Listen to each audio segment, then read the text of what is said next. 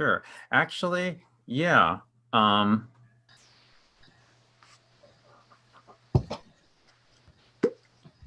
we can do that. Can you hear me? I set on. We hear you. We hear you, Mark. I set on. Hello. Not Hi. next. Hello, Mark. I set on next week, not next week, but I think the week after for the whole series where you did examples of Duloi, Banisoi, and Aristoi. I actually can't make next Monday. The annual retreat of my board of directors for my nonprofit is then. So I have to miss that one.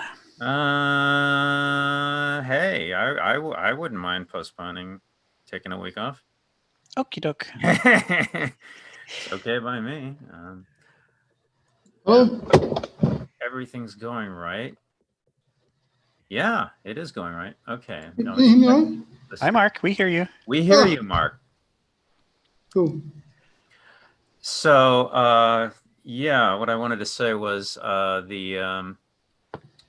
I think particularly like the continental philosophers, Nietzsche and all of those great 19th century guys, I think they're always saying that the thing is thought starts when you start questioning. But when are you going to be questioning?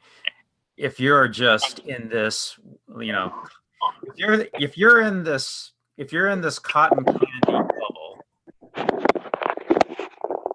where everything is nice, everything is you're complacent, everything is going exactly the way you want, you're fed, you're warm, you're happy, you're not thinking, you're not going to question anything, because you don't want to rock the boat, you don't want to cause any waves, you're fine, nothing's happening to you.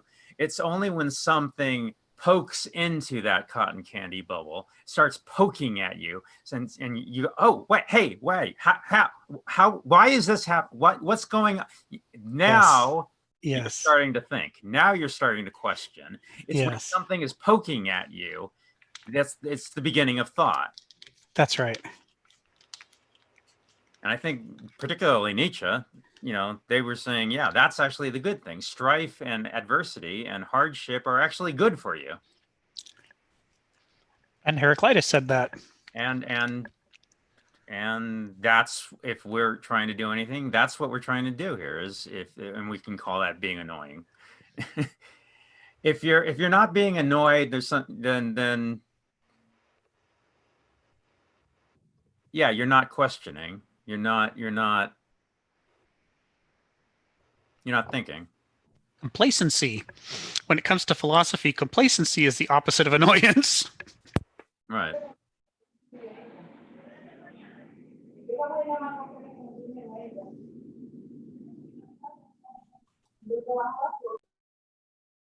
Hey, James. Hey, hi there. Good morning. Good morning. We're always going to get the last minute people. And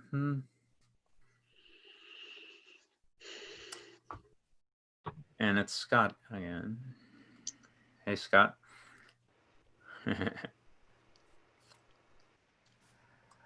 Is there anything wrong with my audio? I mean, is it too echoey, or is it something wrong with my audio? So I can plug in something else if I need to. I sound all right or not? I can hear you. It's not really very clear, but I can definitely hear you talking, Mark. We'll try something else.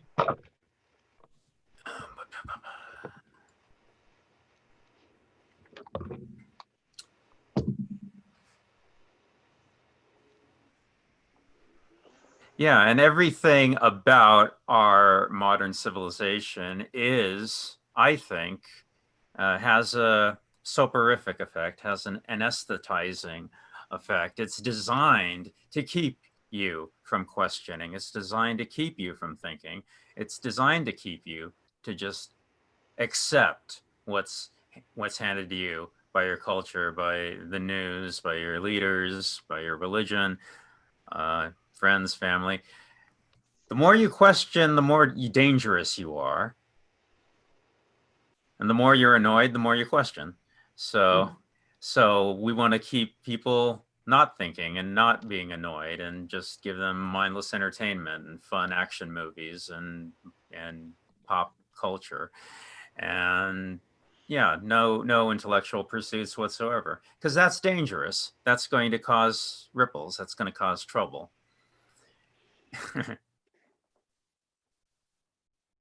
One thing that that kind of does segue to what we're talking about today.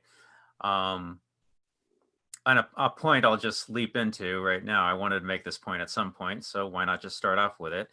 You know, the concept of tenure for professors, you know, originally was intended to allow professors the license to do dangerous work, to say the things that needed to be said without fear of reprisal, without fear of consequences, because, you know, thinkers in the private sector, you know, are working for corporations or companies, you know, definitely have something to lose. But if you are in a tenured position and you can't be fired, you could actually say the things that the culture needs to have said, and you don't have any worry that you're going to be financially penalized for doing so. That was the original idea, but as it turns out, that's not the way it's been used at all. Most, you know, it's the allowance to say dangerous things or do dangerous things publicly, because if you're working for the government or you're working for a corporation, then you're prevented from doing so. But as it turns out, most professors now are just using it as an excuse to well, effectively be a hermit, or they're just using it as a means to as a sinecure. Now they got their mortgage being paid, so they're not so they're not going to take advantage of the opportunity, and that's a shame. Not entirely sure what we could do about that. But the article that we're talking about now is that there is a group think that happens in science just as much as in any other enclave of thinkers. You see this, certainly you see this in religion, you see this in certainly any religion, but Christianity certainly still adding people. But as definitely science, what we're talking about now, and economics, capitalism, just read the opinion section of any James Friedman or any New York Times, and you know, the group think. Actually, just recently, I think Friedman was saying that he got it wrong in terms of globalization. He was just going along with the crowd, and now realized, yeah, that was the wrong thing to do. He's been last couple of months been going around giving some mea culpas on that one, but you see this happen a lot. So this tendency towards groupthink, and absolutely science is subject to that, and that's what Kenneth has written here on the articles. These were written back in the 80s, but I think when you start thinking about the topics of rationality and logic and linear thinking, you know, those very Apollonian procedures of the mind, we have a tendency to think, well, of course we valorize that. Of course that's a good thing. Of course we should be going for that, because we've been so burned by, let's say, several millennia of superstition and tribalism and animism And once the age of reason started, and Francis Bacon, Principia Mathematica, and the age of Reformation, and the Renaissance, and the Industrial Revolution, and it gave us so many great things, which legitimately it did. It gave us, medical technology and germ theory and indoor plumbing and lots of really cool, great things, and extended our lifespan and extended public health, and got us out of the dominance of the church, got us out of the dominance of religion. I mean, these were great things. And so you think now today, I think what all these critics that we're saying, and Kenneth's not the only one who's saying this. I could name many who have said this. Certainly, all the great existentialists of the 19th century and even 20th century thinkers like Hannah Arendt and Philip Rieff, etc., have all said that we've taken it too far. Now you get people like the new atheist movement, Richard Dawkins, and all those people. Where they're just valorizing it to the extent that I think is unhealthy. We're completely out of balance now. And what Kenneth is talking about in these essays that we read is that the over-reliance on facts and rationality has, entirely unbalanced our concept of humanity, as he put it in the no, I want to here, as he put it in the quote that I put on, the vaunted Olympian objectivity of science is a delusion,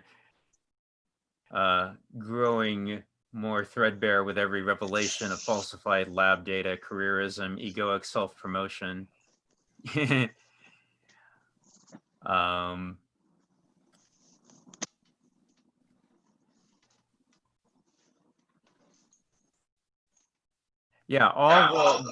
All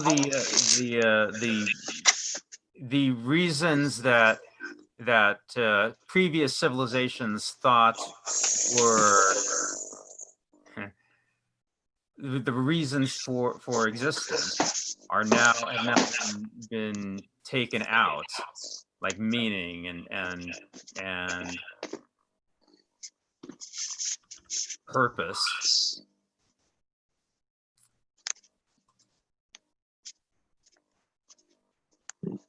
The regime of fact or reign of quantity is a civilization perversely purged of the moral, cultural, religious, and other normative nuclei that previous peoples took to be their whole reason for existence. The idea that science and reason and rationality will only get us so far, I mean, traditional cultures, if you look at Buddhist or Eastern philosophies, where they will say that the mind is a wonderful tool, wonderful servant, but a lousy master. We think the rational mind is the pinnacle of the human ability, the human capacity. But look at what's telling us that that is our rational mind that is in fact giving us that idea. But if you do that too much, it's like, I think it's it's like Spock and McCoy, and they very deliberately set up that dichotomy.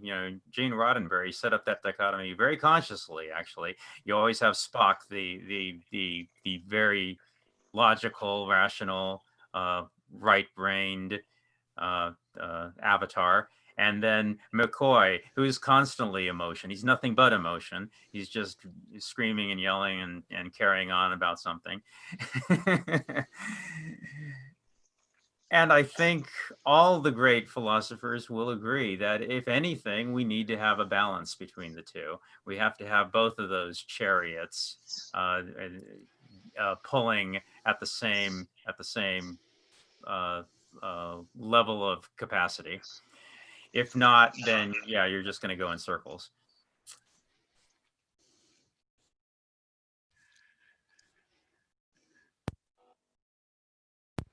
Yeah. Invoke not reason. Reason is in the end too small a god. I think the ancient Greeks knew that the rational mind ultimately will do well under circumstances of like physics, chemistry, biology. Those are things that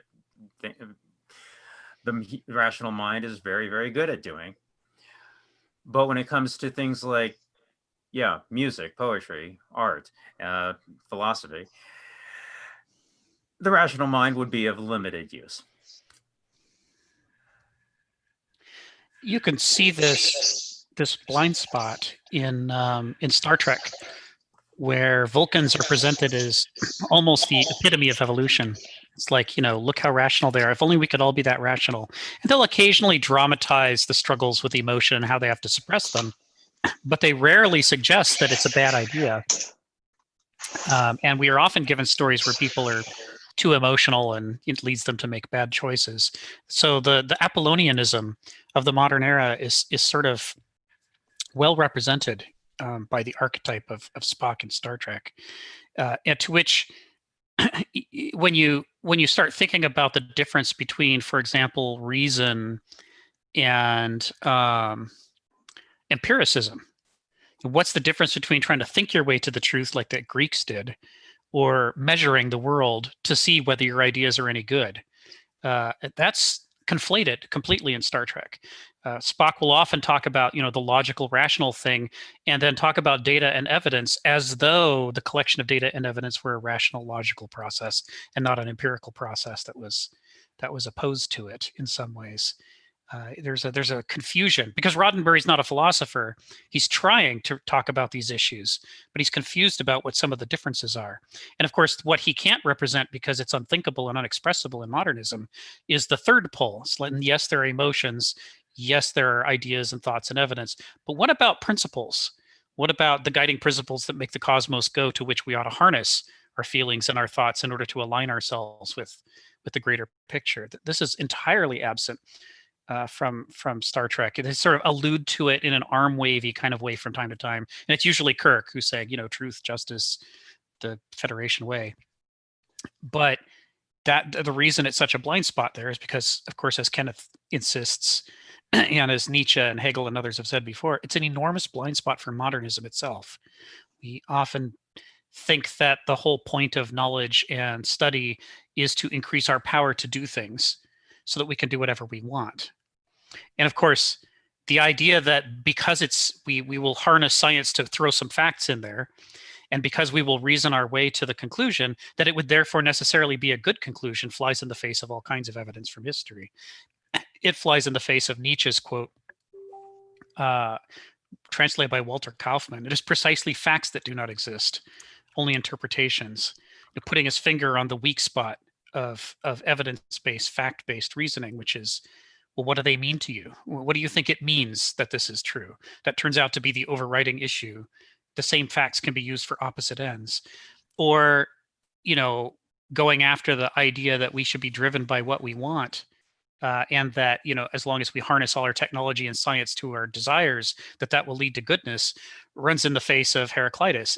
It would not be better for men if they got exactly what they want, which Hegel also took into account and made part of his philosophy.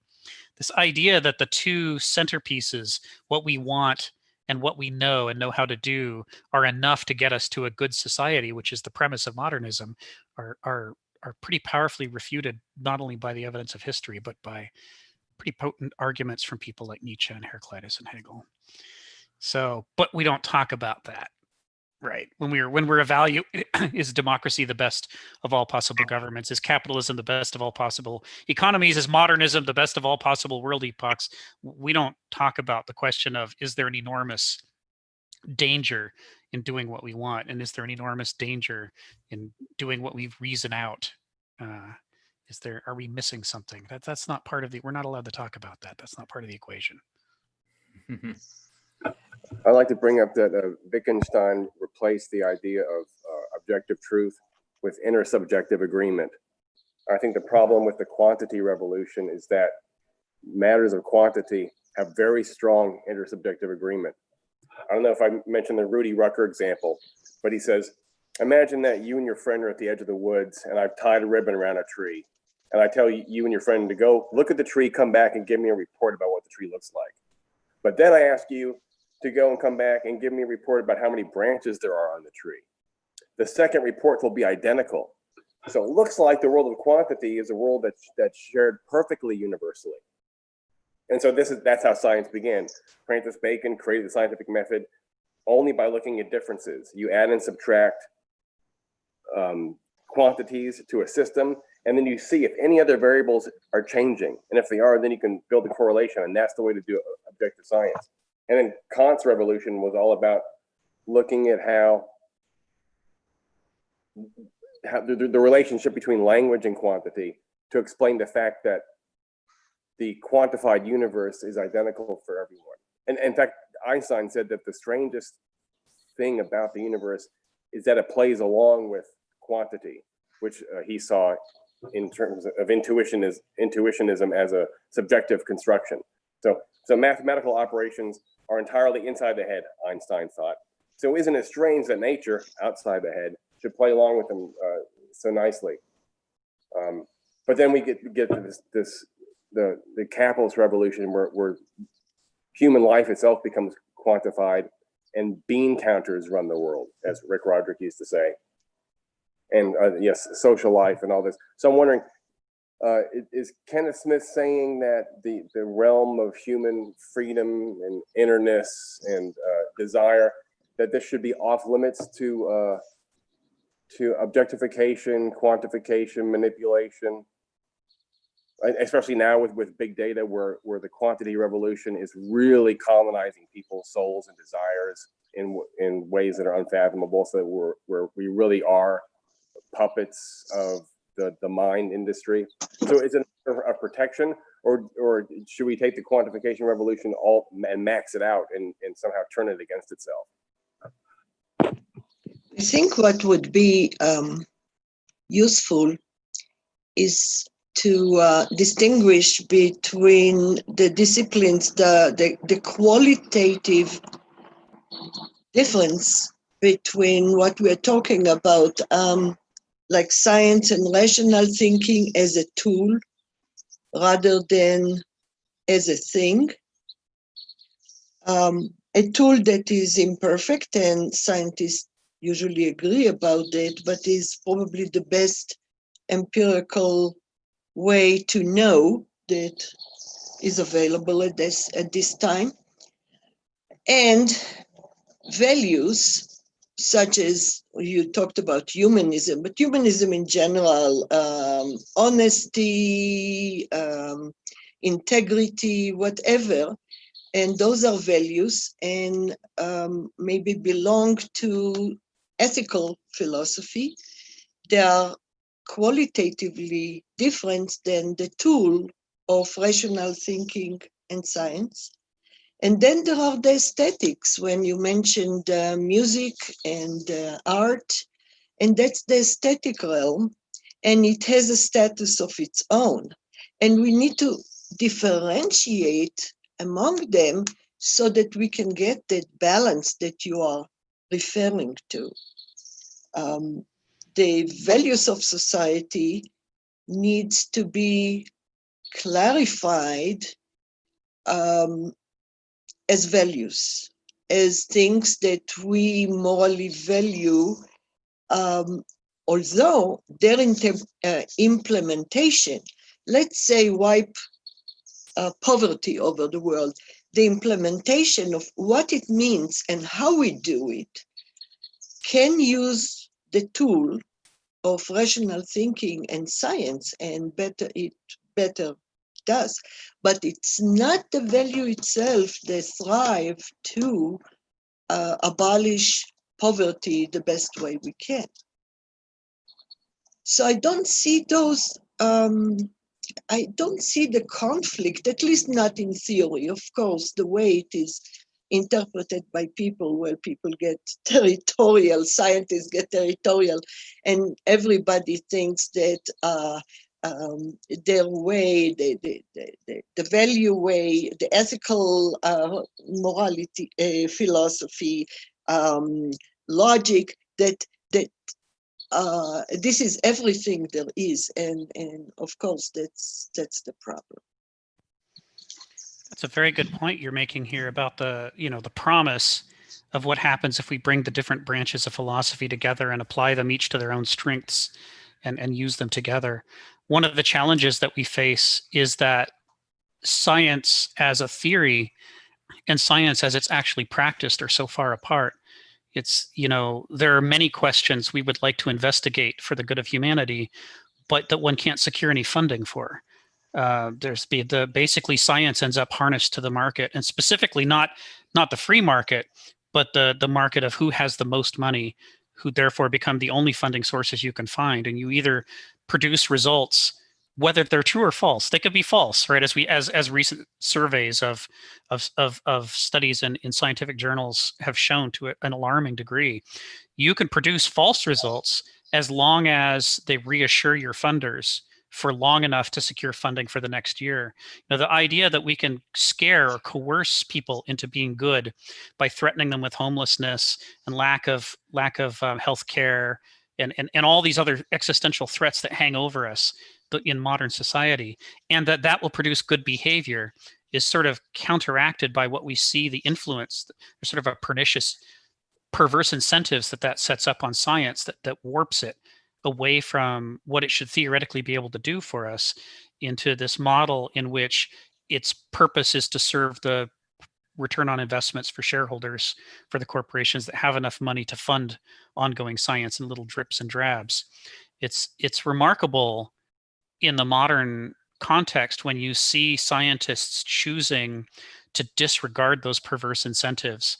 And for example, when international teams decide to share their data with each other, even though in theory they could, just sell it out to a corporation, make more money and get funding for more years. And still something in us rebels against the security and says that's not enough to live hand to mouth.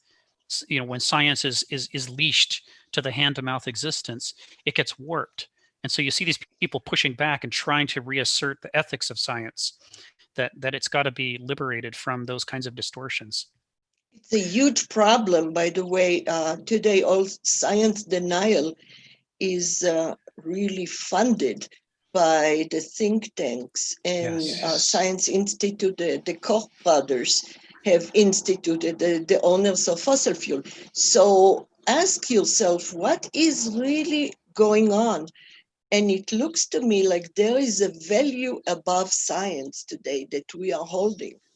And that's the free market, money, capitalism, which also devours politics.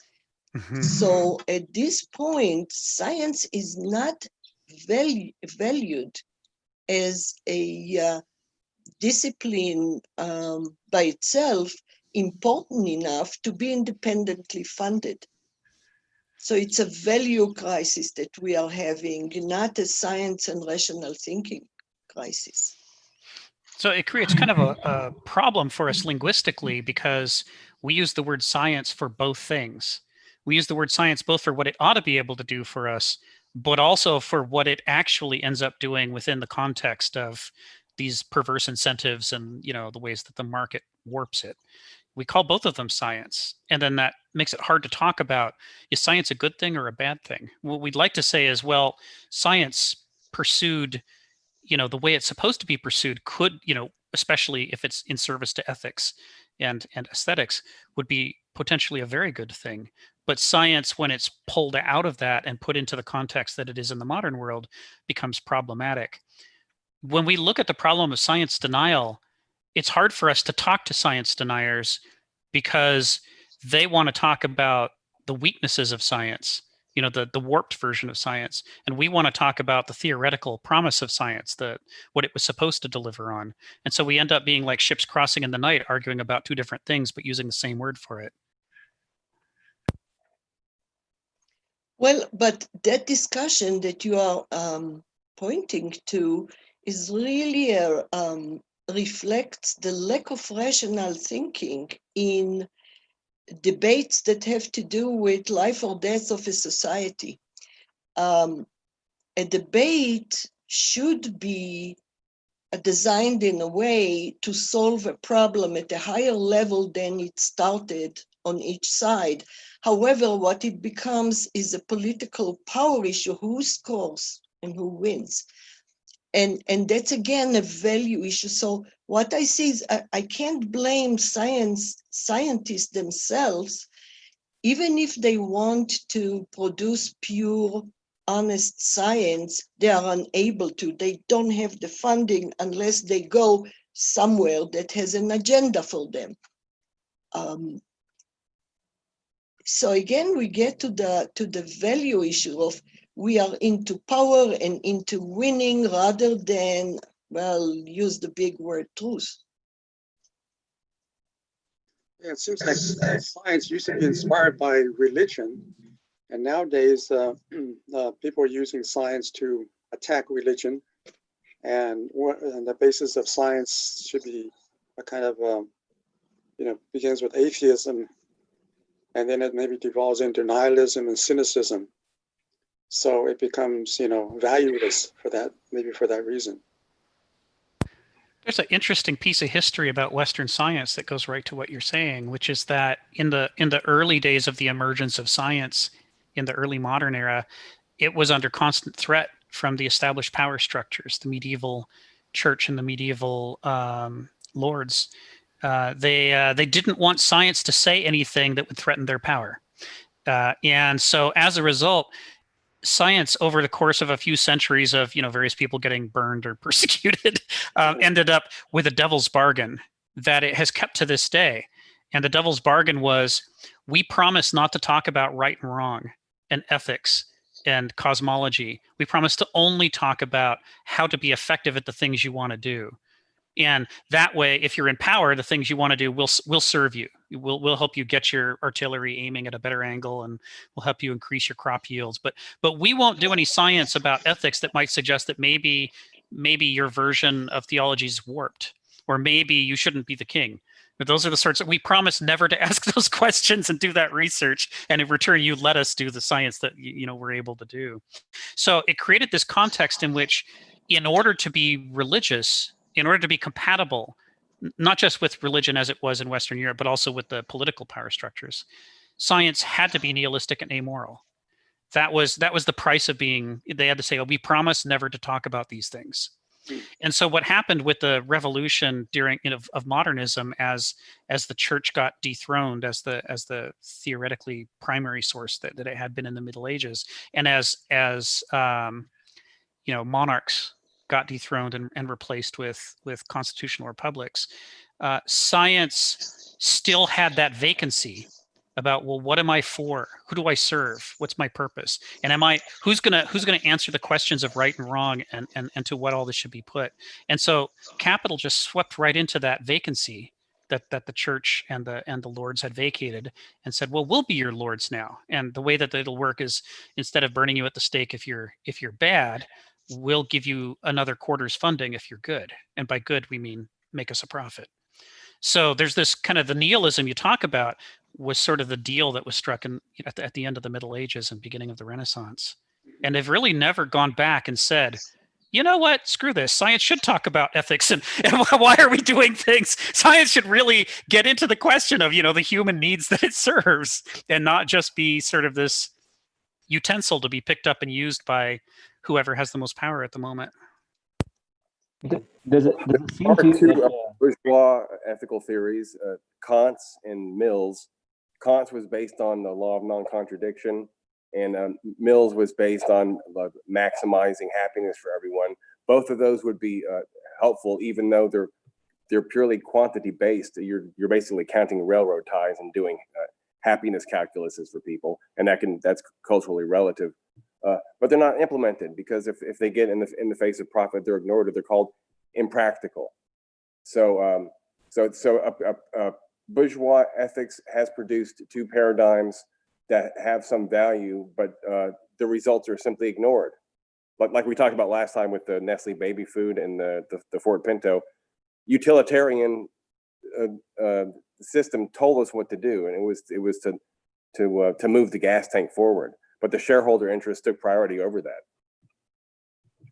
Does it seem to you that that Mr. Smith's critique is not really about politics, but the mode of our minds he's worried about? And I took him to mean he's particularly worried about reasoning and how people understand facts. So you're right, all this questions about values I think is real, but he's picking on something particular. I took him to be saying, particularly, I see him as critiquing reason, especially the a priori sciences in particular, that involves a lot of abstraction. Now, this mode that he's been picking on, is he in fact justified in picking on that particular mode? And he thinks that he is justified. So that's how I took the argument to be, a critique of this particular way of thinking that he's worried about. He's certainly going after the mindset in this column, but part of the reason that he's going after that mentality is because, he has other places where he's written about the idea that the mentality is thriving and rewarded under modernism, under the modern epoch, as contrasted with the medieval or the ancient or any others. This particular arrangement of power and values makes it so that you can thrive if you use that mindset. But if you try to use a contrary mindset, like if you try to get philosophical and ethical and start questioning how the powers that be run things and whether they ought to be the powers that be, modernism, like many others, will swat you down real hard. So you're right that his main target, his direct target in this column is the mentality. But to Smith, it's part of a larger system of relationships.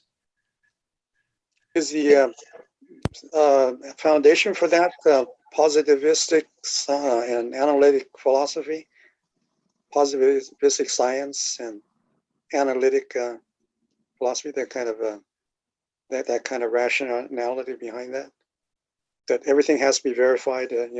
Science can verify everything objectively, but there's a different kind of science that's more, much broader and more investigative than that, right?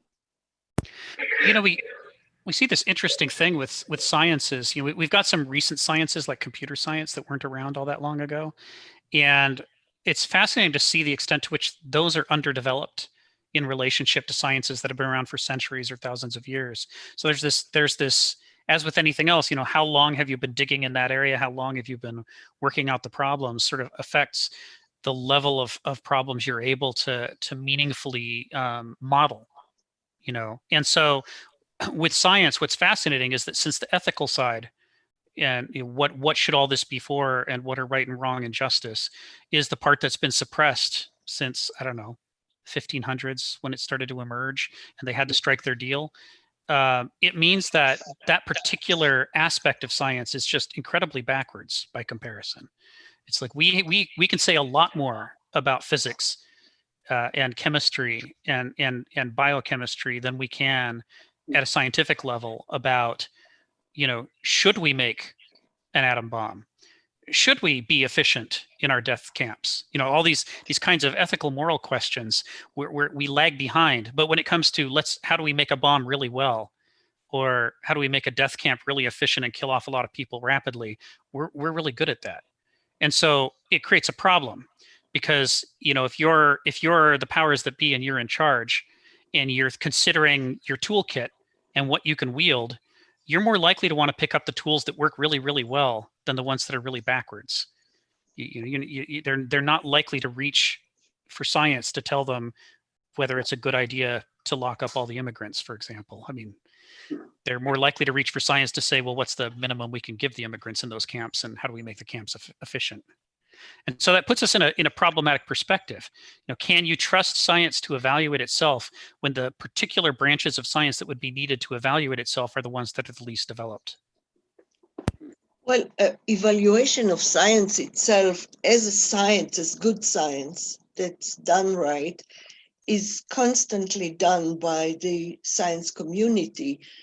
And that's not a big problem. The problem again is tying science with values, or as James, you mentioned religion here. I'm in the opinion that science as a tool to be really the tool that it's supposed to be.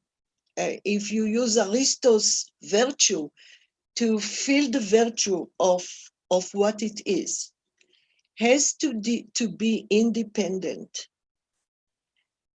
and not driven by a value which will be an agenda that can lead us, there is a saying, science finds whatever is under the lamppost. And when we have an agenda, we are likely to find what we are looking for. It's not going to get us very far as the knowledge value, as the truth. The issue is this with tying it to a value. Sanitation saved millions of lives at a certain point due to medical science, good medical science that helped humanity. The atom bomb killed millions of people. So the issue is that is our humanity, and what are our moral values? When you say, I might misunderstood you, James, but if you want to tie science to a certain religion, by the way, which one? There are like 425 religions, and all of them have different do and don'ts, and what is moral and what is not moral. Now, that would be a horrible mistake to do. What we do need is improve, I think, the level, the quality of life, the level of education, the creativity and independent thinking, and values that society more or less agrees on. Today we have a total chaos in that way, a dysnomia of values. But then those values will have to decide, will be above the tool as far as deciding how to use it or whether to use the tool at a certain instance, according to, is it good for the common good or not? Not simple, but at that point, but not before the science decides where to go and how to go and who is going to be funding it. That's a difference. Right. I know I've given a lot of thought to the problems of the world and what to do to create, and there's like 40, 50, any number of different things to pay attention to, and it's more than any one person can. Yeah, no partial solution is going to work. We have to pay attention to everything, but that's more than any one individual or even any one group can accomplish. I mean, if you talk about education, economics, politics, psychology, sociology, technology, environment, there's no end to the problems, but it could happen that we could get our act together enough, but we certainly are in a poverty of resources. What would we be doing if we've got to act together? If we've got to act together, what would that look like? I mean, I when I was very young, and even to the present day, I want to say, I'm thinking that solving the problems of the world, if it were possible to put things right, wouldn't we want to rely most heavily on reason? I mean, are we really saying that's ultimately a bad idea? Whereas, instinctually, I think it's a good idea. I like challenging that idea. That's what we're doing today, I guess. But no, a person isn't obviously wrong if they're extolling the virtues of reason, are they? Well, of course, reason and empiricism are two different things. So it's possible to reason your way to death camps and inquisitions very easily. Reason is insufficient. You need to bring evidence to it as part of what science is about is the contrast between between reason and you can only reason empiricism. with facts. You can only reason with accepted, objective, empirical facts. Any other kind of reasoning is just sophistry, isn't it? Yeah, but it's the dominant form, right? I mean, if we look in the Middle Ages well, actually, scarily enough, it was in the Renaissance, at the Spanish Inquisition. One of the things we talked about last week was, if you accept the premises that the inquisitors had, torturing people to death for the off chance that you could save their immortal soul, sacrificing the finite to rescue the infinite, made perfect, reasonable sense. 100% logical, completely valid, nothing wrong with it from a perspective of reason. It's only when you start talking about ethics and evidence that the problems with the reasoning can be seen. Reasoning creates a labyrinth for itself unless you've got the facts and the principles to bring to bear on it for perspective. So you're right that the proper way to use reasoning would be to bring these things to bear, but throughout history, what we see is evidence all around us that people, in fact, don't do that. They do it very limited, selective ways. I don't want There was an attempt to combine normative, evaluative analysis with science. The Frankfurt School in the 30s and 40s, they wanted to have a comprehensive theory that wasn't just sociology, it was normative sociology. But if you look at sociology now, it's non-normative, it's quantitative and descriptive. So it'll show you a correlation graph between poverty and intelligence or something like this. But it doesn't add to it a prescription for how to change things and improve them. So normative sociology moved out of the sociology department into the philosophy department, and then it moved out of that into the literature department. So critical theory in the United States is currently taught inside the literature department, which gives it, I mean, what does it mean to call something literature? What does it mean to call what we're talking about, which is science guided by Aristotle's principles, literature? But that's where it's moved to in the US, at least. It's a problem because these things all these different combinations. The power of reasoning, the power of evidence, the power of principles, these all bring different things to the party of reasoning. By the time you put them together, you get something very different than what you get if one or the other is missing from it. And yet, again, we sort of use the same vague arm-wavy terms for all of them, which makes it very easy to sit down with somebody and you're nodding and you guys think you agree, and the next thing you know, he's setting up death camps because he meant something different by reasoning than you did. From his perspective, that was perfectly reasonable. So one of the things that Kenneth Smith goes after, and he harvests a lot of German and Greek terminology, he talks about the fact that in English, we have just the worst words for talking about thinking and thoughts. What are the different kinds of thinking you can do? How does a concrete thought based on evidence differ from a rational, logical thought that's based on propositions and conclusions? These are completely alien kinds of things like Hegel talks about. But in English, we call it thinking. It's like we think, we notion, we reason. So all this very arm-wavy stuff that fails to make the most essential distinctions. And so as a result, we're constantly surprised by the consequences of the things that we begin doing because we're not exactly sure what we're talking about half the time. It's interesting that Hegel saw reason as an abstraction of religion. How do you explain that in terms of what you just said about religion?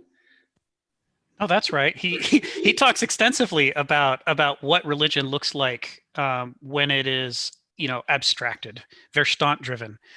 Versus what are religions like when they're more concrete, Begriff oriented. What is experiential religion versus abstract theological religion, and how do they manifest in the world? He seriously, you're right. He seriously gets into that. And Kenneth Smith, has read and analyzed, studied, and written a lot about Hegel. So there is strong Hegelianism throughout Smith's stuff. But to address Brian Scowley's, I think, reasonable appeal, what's wrong with reason? Let's use it. Again, Rick, you are talking about the application of reason, not the reason itself is a way to devise how to go from A to G or D or wherever in a way that makes most sense, in a way that is logical, in a way that will be cost effective, effective. And also maybe truthful to reality, to what we have. And I think that's a wonderful tool that humans have been endowed with, and somehow we abandon it.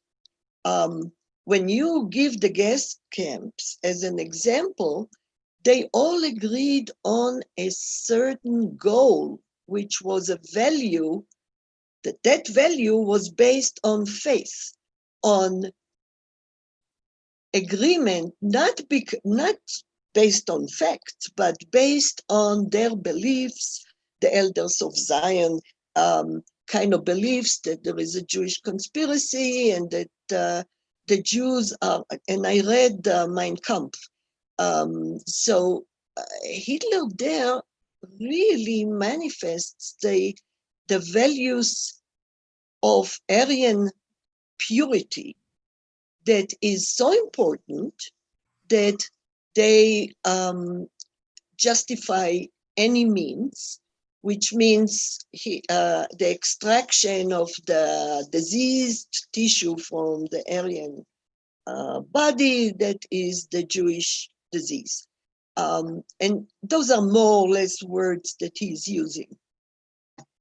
So that has nothing to do with reason. The reason, I mean, later on, Dr. Goebbels and all his big intellectual thinkers went and found ways to be very, very efficient and were very reasonable about achieving that terminal, very effective about the terminal solution.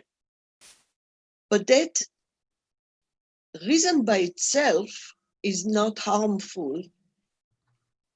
It evolutionary, if you look at it, it is a very effective tool to go about life and to thrive. Unfortunately, we have, like you said, in reality, it is implemented in the service of wrong moral values. I mean, I call them moral because the purity of the white race was a moral value to the Nazi society at that time. It was a cleansing must. So it's an interesting problem. I mean, this what you've said just kind of illustrates my point that a term like reason means different things to different people, and it makes it difficult to talk about, to be sure what we're talking about in a given moment. The way that you just defined reason includes empiricism, and it should be in the service to values, and the values should be humanitarian values. But at any rate, you're putting a number of things together and calling the combination reason. Now that's interesting because science and reason in particular have an antagonism with each other that is very well documented historically. Specifically, the ancient Greeks tried to do non-empirical reasoning. You know, they developed their theories of logic and valid reasoning, and they tried to reason their way to answers about the structure of the universe, for example, what's the cosmos made of and how does it work? And they did it through extensive reasoning. I mean, that was their thing. What they didn't do was experimentation. And that's why when the Arabs in the Middle Ages were transcribing their works and beginning to double check them with experiments, they were shocked. I mean, really, Avicenna and others write in their works, they're shocked to discover that these things that everybody around them believes because the Greeks said it and because the reasoning was so persuasive and so logical and valid were nevertheless false. And they were like, how can this be so? Because they thought that reason would lead you to the truth. But what they discovered is that reasoning will all reasoning will lead you to is something consistent, But whether it's true or false can't be established from within the framework of reasoning. You have to bring empiricism. You have to bring experimentation. It's only when you challenge your logic with experiments that you're able to distinguish the enormous number of possible false but valid conclusions from the small number of conclusions that are true. And so there's this sifting process that the Arabs introduced, and it was a massive revolution in the way we think about the world. And so traditionally, the way that we talk about that is that what the Arabs introduced was empiricism, and what the Greeks had been doing was reason. And that it's reason plus empiricism that is the foundation of science. It can't be described as reasoning alone, because that's exactly what the revolution was against, doing reasoning alone. Well, agree. Could it be the case? Oh, go ahead. I'm sorry. No, you go ahead.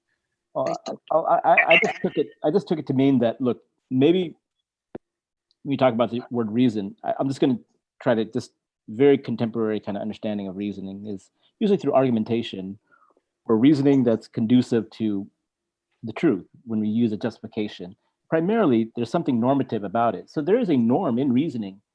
Now, given that the premises are true, and those premises could be justified either whatever, if you want to take it empirically, fine. Mathematical ones, not so clear.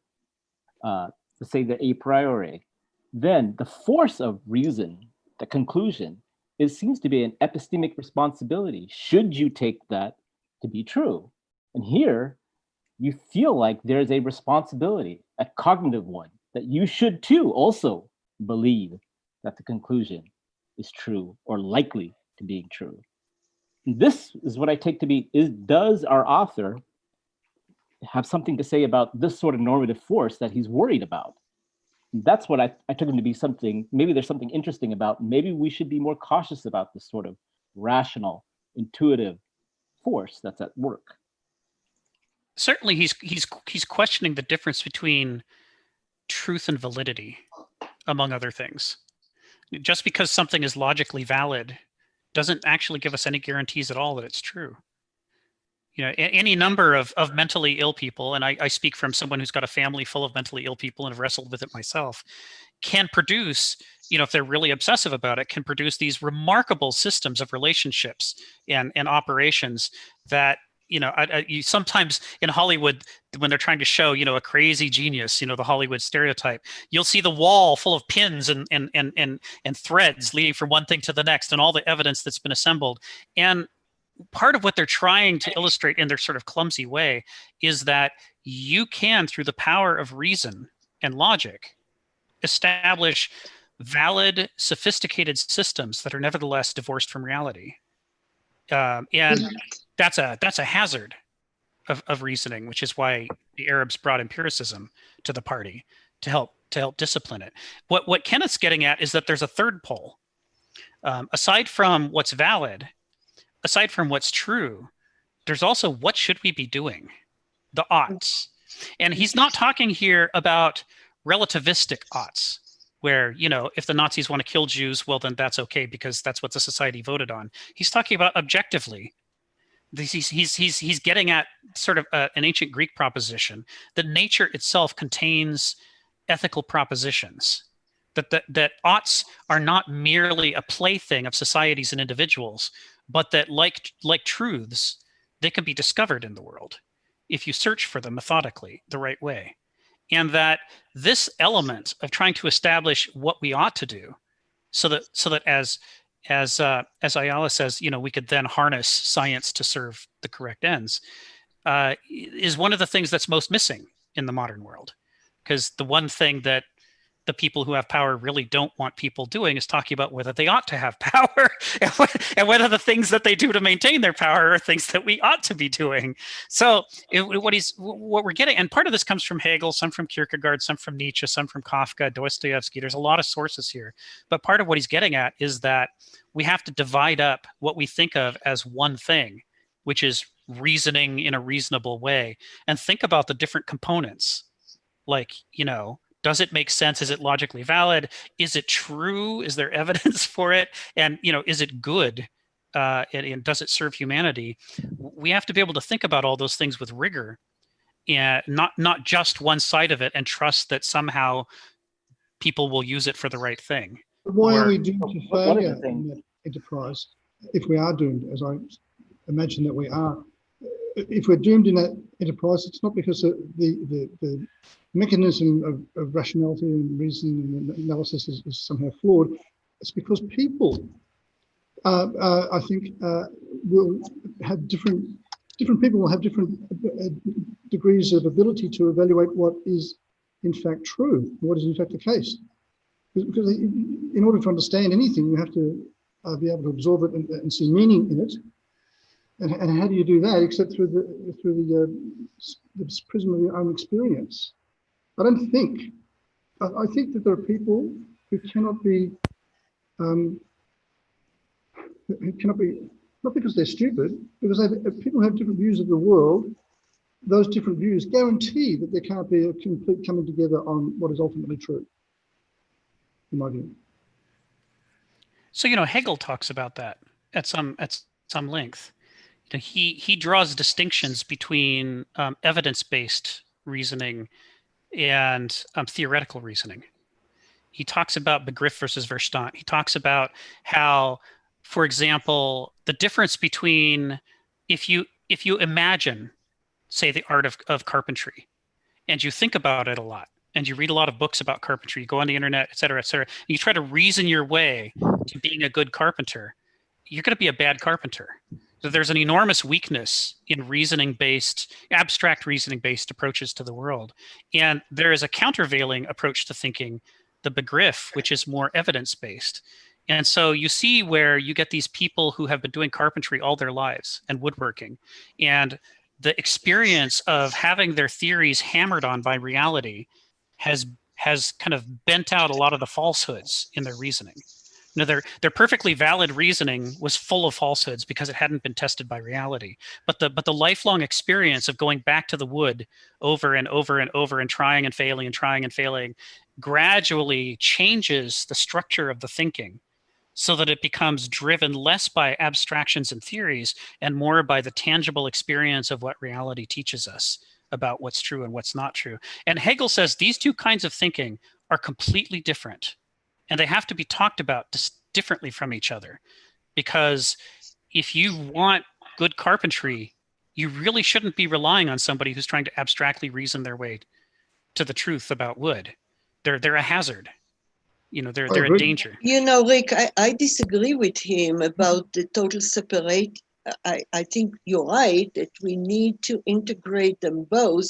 And this is what I see with handymen and carpenters that are good, that know what they're doing. They look at the problem, which is reality. They see that something doesn't fit and needs to be fit. They have a toolbox.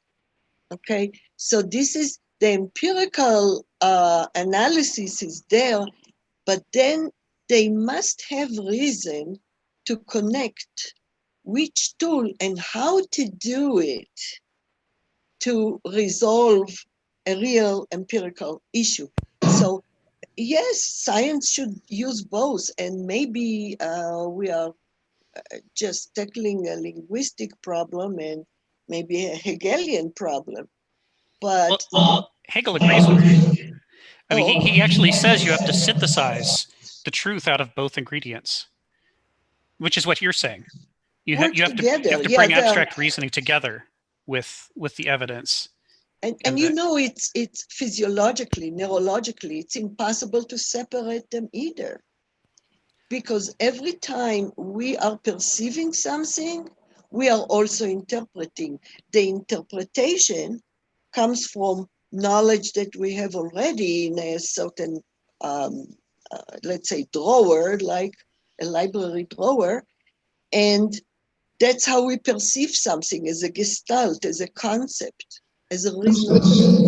People, that's to me, to make my point, that I'm thinking it's different for different people and necessarily different for different people, which means that there'll never be a complete agreement on the truth or the nature of reality. Well, what's interesting is that this is what Kenneth Smith and Hegel and others are getting at, is that although we on this call are in some agreement about the need to bring these different elements together to get a complete holistic kind of thinking. That's not actually how the world works. I mean, our civilization is run strictly through abstract reasoning. If you look at the structure of the law, Right, that's right. which governs us, the law nowhere is justified by the evidence of the world. And likewise, nowhere is it justified by ethics and right and wrong. The law simply says, this is the system, this is what you'll follow, this is what you'll do. Here are our policies, just do them. It is strictly the Verstand kind of thinking that it's all structured as. All of the ethics side of it and what's it for has been stripped out of it. And all the evidence side of it, is it true or not, has been stripped out of it. When you read the law codes, they're not tied to scientific studies and they're not tied to any ethical or aesthetic concerns. So we're being governed by a purified form of this Verstand reasoning, the abstract reasoning, separated from evidence and separated from ethics. That's our master. That's what masters us. From the perspective of the Lord, yes, that's true. Which is what determines, policy. It's what determines whether we go to jail, whether we end up in a death camp. All of our big life and death decisions are being made for us, not through the kind of reasoning that we're talking about on this call as being desirable, where it's holistic and integrated with all these pieces. But we're being governed instead by this extracted, abstract form of reasoning, this abstract system that's dehumanized.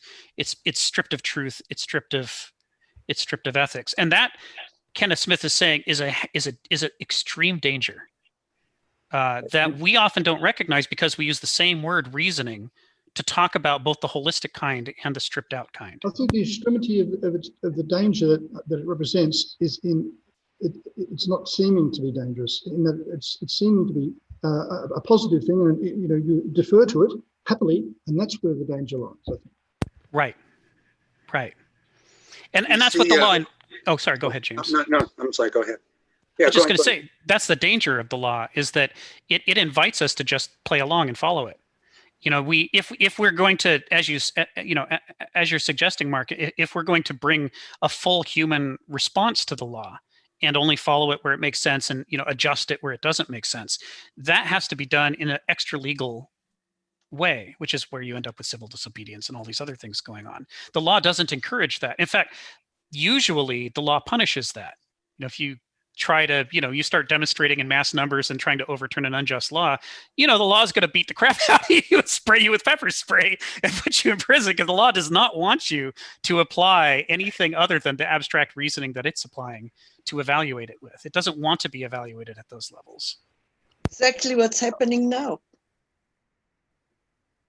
So does Hegel offer an example of this kind of holistic reasoning where it's religion is a stepping stone from the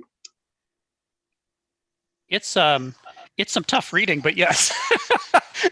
I'm told it's tough reading even in German, but if you don't speak German and all you have is these horrible English translations where they've attempted to translate Verstand and Begriff into English words, of course we don't have any to make those distinguish. You end up with these sentences that are trying to distinguish the idea from the notion, and that might as well be gibberish to an English reader. We don't know what the hell he's talking about. I really have heard that. I've heard that from native German speakers. They say it's almost impossible to do this in English. Yeah.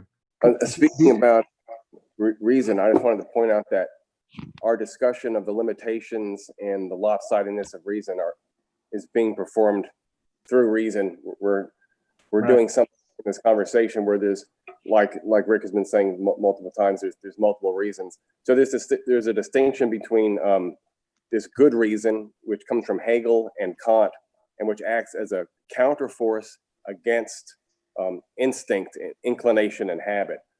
And it's the only place you could go to for these early modern philosophers. Either you're with your animal natures and you're following out desire, or you're withholding from automatic action and comparing things. So reason was seen as the faculty of inference, but also the faculty of comparison. So you can look at chocolate and you can look at vanilla, and you can withhold action and move your eyes back and forth, and then relate the chocolate and vanilla to a higher principle. Now that principle itself is open for evaluation. You can use reason to hold that principle up against another principle, and you could interrogate your own socialization, your own childhood education, and say, oh, wow, you know, all along I have been rational because I've been making my decisions based on a principle, which is a counterforce against instinct. But this principle itself is a piece of crap. And then in that moment, you're using a principle to evaluate your principles, and that principle itself is open for rational interrogation.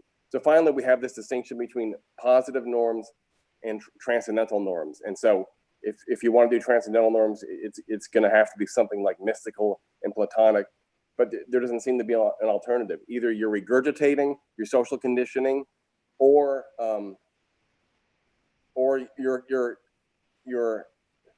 you're applying principles that are also a form of social conditioning, and you're part of that positive sphere, or you're accessing something outside of history, outside of space and time, outside of the tribal norms, and this is going to be something like a transcendental principle. But in any of those instances, are you getting closer to the truth? Are you accessing the truth? Are you discovering the truth? I think not.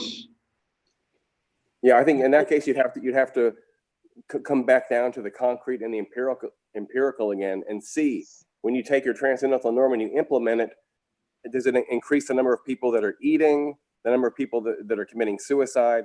So I guess you'd have to use experiment and empirical observation to check to see if the transcendental norm that you're implementing and institutionalizing is improving human life. But as a scientist or a philosopher, I oughtn't to care about that. I think. I just think I should care more about the extent to which it's possible to find one's way to the truth, whether it is just purely through rationality or not. I can see you're struggling to hear me. I don't know if I can be heard properly, but I'm just. I hear you. Yeah. No. What I thought was if you start with the worry I think that Mr. Smith has about kind of speculative reasoning, I tend to think about not so much Kant and not so much the empiricist. I tend to think about the rationalist, and in particular, I think of Spinoza. And remember, his works is called Ethics, but he doesn't start that way. He starts kind of interesting in the metaphysics. And I think what, a lot of people, maybe Hegel's concern, or in particular, I think Rick's concern was this kind of speculative metaphysics that tends to go on, where is the grounding? Where's the grounding in the world to these speculative gestures? And it seems to me that what's interesting about Spinoza is he has these axioms and definitions as he starts with. And at first glance, they seem very innocent, that you just accept these axioms. Because what is an axiom is that it's, by apprehension, you just see by its very nature that it's the case. And so what's interesting about it is that he builds on these axioms into a consistent set of whole understanding of what a nature of a substance is, which is very interesting. Mm-hmm. Now, the force of it is that if you accept those axioms as being true, then do you have some sort of cognitive or epistemic responsibility to accept the conclusion? And here, there seems to be the force of reason, that we do have some sort of intellectual commitment to that, given that those axioms are in fact true. And I find this is something that, gosh, seems very compelling. I could say, I just don't want to be a person of reason, but then you seem to be committed a sin, a cognitive sin, that you are in fact, not accepting. Now, could Spinoza have done something wrong? Sure. Could it be invalid? Of course, but it doesn't seem that way. Then the onus is on you to show where's the inconsistency. Right. So if there is an inconsistent set, then we do have some sort of intellectual responsibility to say, I give up on this. I don't know which axiom I'm going to give up on, but they can't be consistent. They just can't be taken together. So what I ought to believe, not just what I ought to do, but what I ought to believe, seems to be the force of reason, seems to take us there. That's great. Yeah, that's an area that Hegel goes after and Smith goes after. And part of the basis for it is the a prioris. It's like it could be valid every step of the way. But if we go back to the a prioris, where did we begin? What were our propositions? We'll almost always find that the reason that we agreed with them was for an abstract reason rather than an empirical reason. Because many of the a prioris are expressed in terms that aren't measurable. How would we know if it's really true? And do we even know what we mean by the words that are being used in the a priori proposition. Frequently, that's where the flaws get introduced. It's the Achilles heel of logic, that you can be valid every step of the way, but still come to a false conclusion because there was a problem with the propositions. And the propositions are often expressed, they're often talking about things that we don't understand clearly enough ourselves to be able to make a clear proposition about. And so that's the moment where we slip from begriff thinking, where we're no longer talking about the texture of the wood and what you can and can't do with it. And suddenly we're slipping into, well, it seems to me reasonably that this proposition ought to be true. Doke moi, the Greeks said, which is where we get into trouble. Well, I would say I want to find out if Anne has something to say, because she's had her hand up for a while. Anne, are you there? Do you have anything? She's had her hand up for a while. Sorry, yeah. I think I've kind of forgotten, but I was looking at the quote that you posted, David. You know, is kind of being the theme of our focus today, at least a jumping off point. And we seem to mostly have been discussing the values of, you know, the valuableness of science, which I kind of thought that wasn't what that quote was about at all. That the real focus of the quote was the last phrases where it said, you know, that part of the problem is that these issues come up because you have, as he, to quote him, a civilization perversely purged of the moral, cultural, religious, and other normative nuclei that previous peoples took to be their whole reason for existence. So, you know, I'd be interested in thoughts about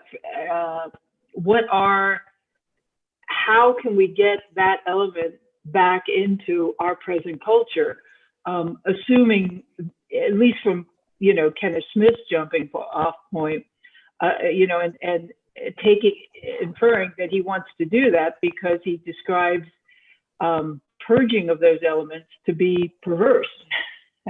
So I have to assume he thinks we need to rectify that perversion. And I think how we do that in the modern world is the real challenge. I mean, I was in a conversation the other day about, you know, all the challenges that you know, online technology poses to us, like invasion of privacy, diminution of autonomy, etc.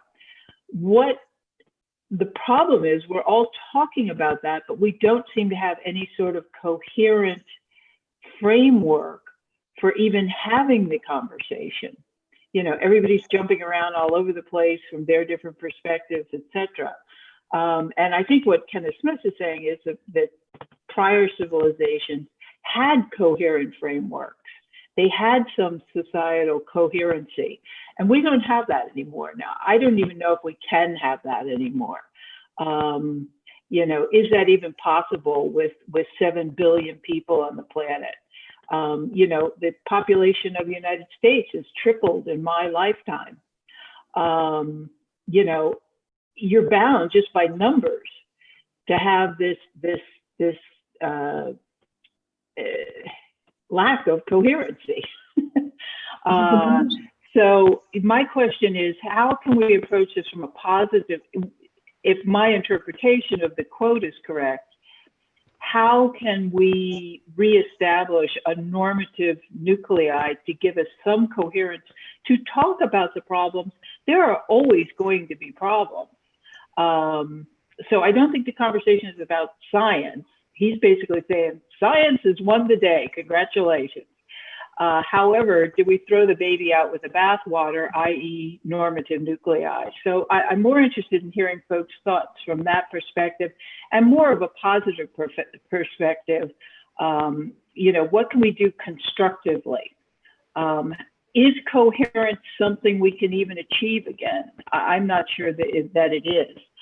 In the sense of, you know, religious frameworks were just frameworks of coherency.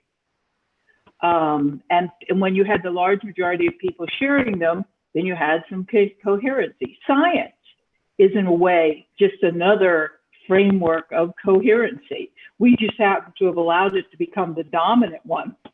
But science isn't going to lead us to normative nuclei. And we've been standing around waiting for it to do it, any more than Google and Facebook and Amazon are, going to establish and respect our privacy, because that's against their interests. So yeah, that would be my comment with regard to the conversation is, and I think going lots of extreme examples, like, talking about, well, I just won't go into detail, but the extreme examples I don't think helps us. I think we need constructive we need to try to build a constructive framework of coherency, because that's what I read Kenneth Smith as calling for. It's easy to be negative and critical and point out all the screw ups. We can do that all day long, and it'll get us exactly nowhere if we don't have a constructive alternative. The end. Thank you. You're pointing to good stuff, Anne. You're right. That second half of the quote is where he really brings it home and applies it to our existential situation as moderns. Thank you. I would say, as they say about how do you get out of a hole? Step one, stop digging. Yes. So that's great. Jürgen Habermas made a career out of Anne's point about coherency. And he thought that if you could make any social system's promises and principles explicit, then you could use those norms as norms for determining rationality and propriety. So the ought is already provided, in our case, with liberty, equality, fraternity, fairness, anything that America would include in its marketing self-description. These things can be used as norms for determining the ought. All that's left then is a massive, huge democratic conversation where everyone gets together, including the rulers, and they announce the principles, and then they show whether the policies match the principle or not. And Habermas says eventually this will lead to a legitimation crisis where the ruling class will finally admit that the policies that they're implementing do not live up even to their own system's marketing slogans. And so that's one prong. Another prong comes from John Rawls. Just get with these Trump rednecks and say, do you realize you could have been born female? Do you realize you could have been born handicapped? You could have been born black. So those are the two prongs that Rick Roderick used to mention, coherency, conversation, legitimation crisis, and John Rawls' simple thought experiment where you imagine, Trump, you could have been born in a poor family. Would you want to have had a safety net? You could have been born poor. So those are two very, non-presumptive principles. They're almost formalistic principles because they don't presume a lot, right? Coherence is not a lot. You're not forcing a lot of content on someone when you ask for coherence, and you're not forcing content when you imagine that you could have been born a black, handicapped lesbian. These are very minimalistic principles.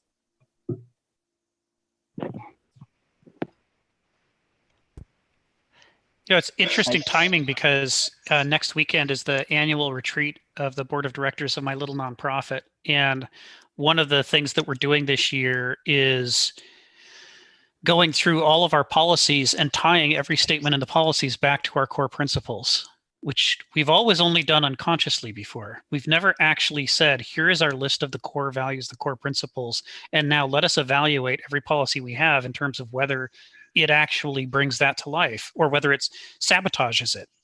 And part of what you just said, Scott, is that you can do that on a societal level.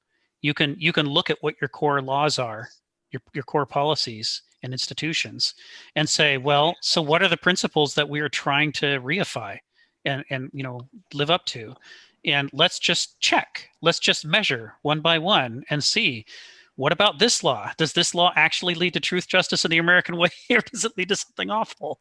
If you actually, and this is a rudimentary level, by the way, of measurement. I say that because it's important to emphasize that despite the fact it's such a primitive, crude, rudimentary level, we don't do it. Well, we could. Well, Scott was right. I just a comment about the way that we use reason. I mean, to do that, we will need reason to continue to maintain, to sustain the conversation. But right now we know that power, the politics, own and master the conversation. There is no chance for the voice of reason to have an equal stand. It starts with the disadvantages. You know, the media, most of the mainstream media is owned by special interests. So in theory, that should have been the ideal utopian kind of democracy. But this is only utopia. Well, I take it to what Scott was saying, especially with Rawls, is very Kantian, because Kant uses something of, transcendental arguments. And basically, my understanding is that if Y is to be possible, take whatever principle, fairness is to be possible, what X must be in place? That force of that reasoning, if some possibility, if we're going to take this as what has to be the case, what is necessary in order for this possibility to be actual, to me, this seems very much as like a transcendental argument.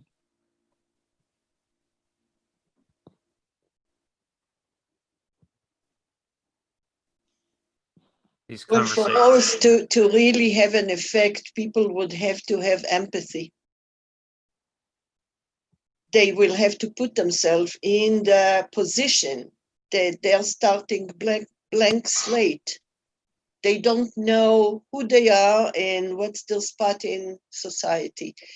And that would lead by reason, following reason, to have principles that will be for the common good, just in case they are the most disadvantaged. But in reality, it doesn't happen because people are very attached to their identity and what they have now. And there is a lot of resistance even to the thought of being somewhere else or of not having. So the major force is not reason, but it is emotional. It's the retentive attachment to what we are and what we have now, and we are not going to give it away and share it. There's an interesting, oh, sorry, go ahead. Yeah, I was thinking maybe perhaps ethical, moralistic thinking, moral thinking, like you mentioned, the ought, is a kind of utopian, way of reasoning, where you're always, thinking about, what could be possible, the promised land, right? In order to reach the promised land, you have to imagine it, and maybe that's what's missing, and that's part of our. That's an important part of our faculty of reasoning that we're not practicing. Just because people, you think that people might not agree with you, or might human nature doesn't have the capability to do it, or the willingness to agree, doesn't mean that you can't exercise and try to put into practice or possibility of those kinds of, ethical principles. It's a good point, and I think your use of the word utopian is interesting here and right on point. We've Kenneth talks about this. We've been conditioned to think that talking about values is utopian, that to expect anything to be for the good of humanity is utopian, that to expect anything could ever actually be improved, you get accused of, proposing utopian la la land ideas. There's this way in which accusations of irreality are just hurled at anybody who says, why don't Why don't we stop hurting each other? Why don't we do some nice things instead? And what's interesting about it is that modernism, as defined by, Smith and some of these other existentialists, is specifically the only epoch of human history in which values have been expunged from everyday conversation and from decision making. In every other era, you could be the most bloodthirsty king in the world in the Middle Ages, but you still had to say that God was on your side. You couldn't just say, kill those guys because I say so. People are like, well, so what? What does God say? Are you divinely appointed or are you not? Are you God's agent on earth or are you not? Everything had to be expressed in value terms, even when they were for nihilistic purposes. But in the modern era, we can hardly talk about value terms, even when the whole purpose of the discussion is to institute a policy that's supposed to do some good for people. You start using words like good and values, a lot of people's skin starts crawling. And pretty soon someone's going to bring out the word utopian. I think that's well, maybe common. that's yeah. To say that the modern era is the first self-consciously anti-utopian epoch. I think that just captures it perfectly. Fred Jameson's whole career is about rehabilitating the word utopia, because like you just said, it's a dirty word. If you say utopian, you say socialist, people just shake their heads in pity at you. Say, don't you know that primates are basically evil? We need more police is what we need. So just to bring the idea of a better world makes you look like a naive, adolescent, undereducated idiot. And that's exactly what they want. That's exactly the script that you're supposed to follow, is to believe that and act that way. Right. My effort to understand Hegel, speculating, maybe that's why he sees religion as an important foundation, right? A step to that philosophical, his old philosophical project, of leading him to higher level reasoning. Yeah, that's right. That the religious, institutions in every society were trying to, imagine a higher purpose in life, right?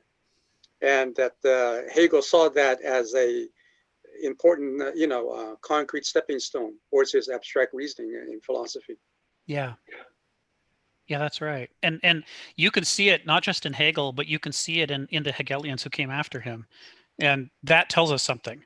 It means that even if you weren't in person, even if you weren't just reading his books, even if you were just talking to him in person, you were picking up this idea that there should be an ought that all this is driven towards.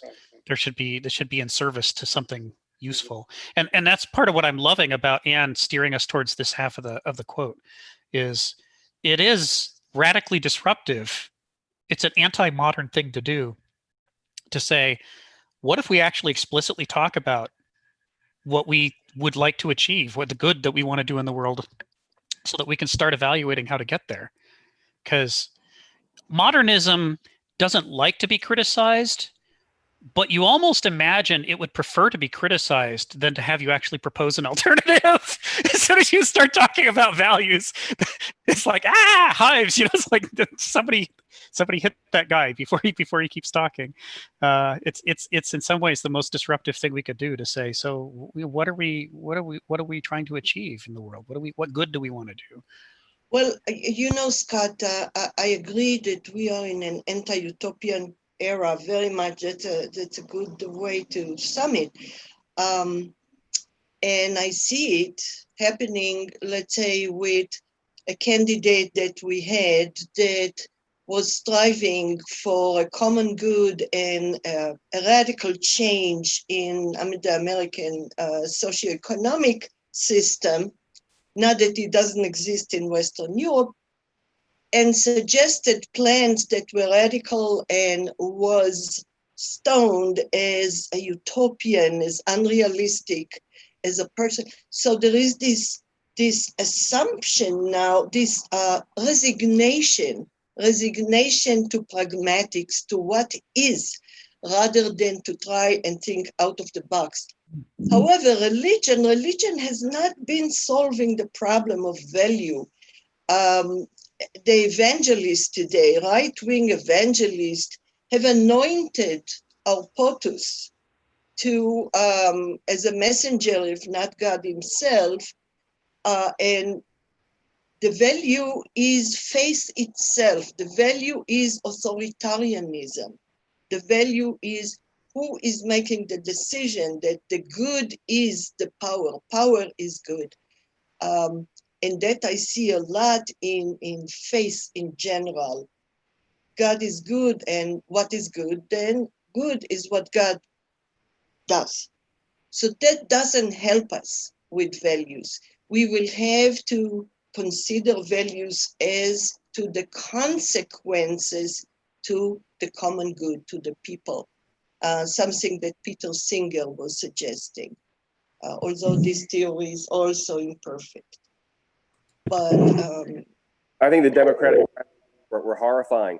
The polls showed that Bernie would do better. Everyone wanted Bernie to win. But then that cynical voice came in and said, you know, Bernie's not electable because his policies, they're just too good. And rednecks won't like that.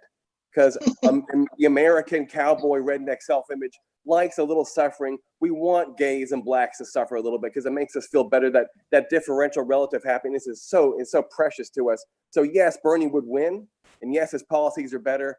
But, you know, the rednecks don't like that. And ultimately, America has a Marlboro advertisement self-concept, and it offends that self-concept to be socialistic and help people because we really want to be rugged, individualistic assholes because that's our brand image in the world, isn't it? Isn't America is the irrational asshole cowboy?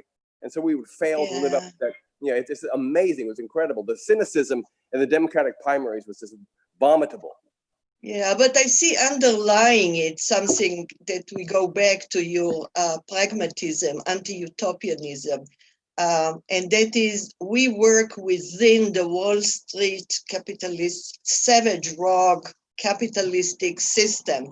And that's how, if we are going to make changes, it will be within that system and in the way that will work for the system.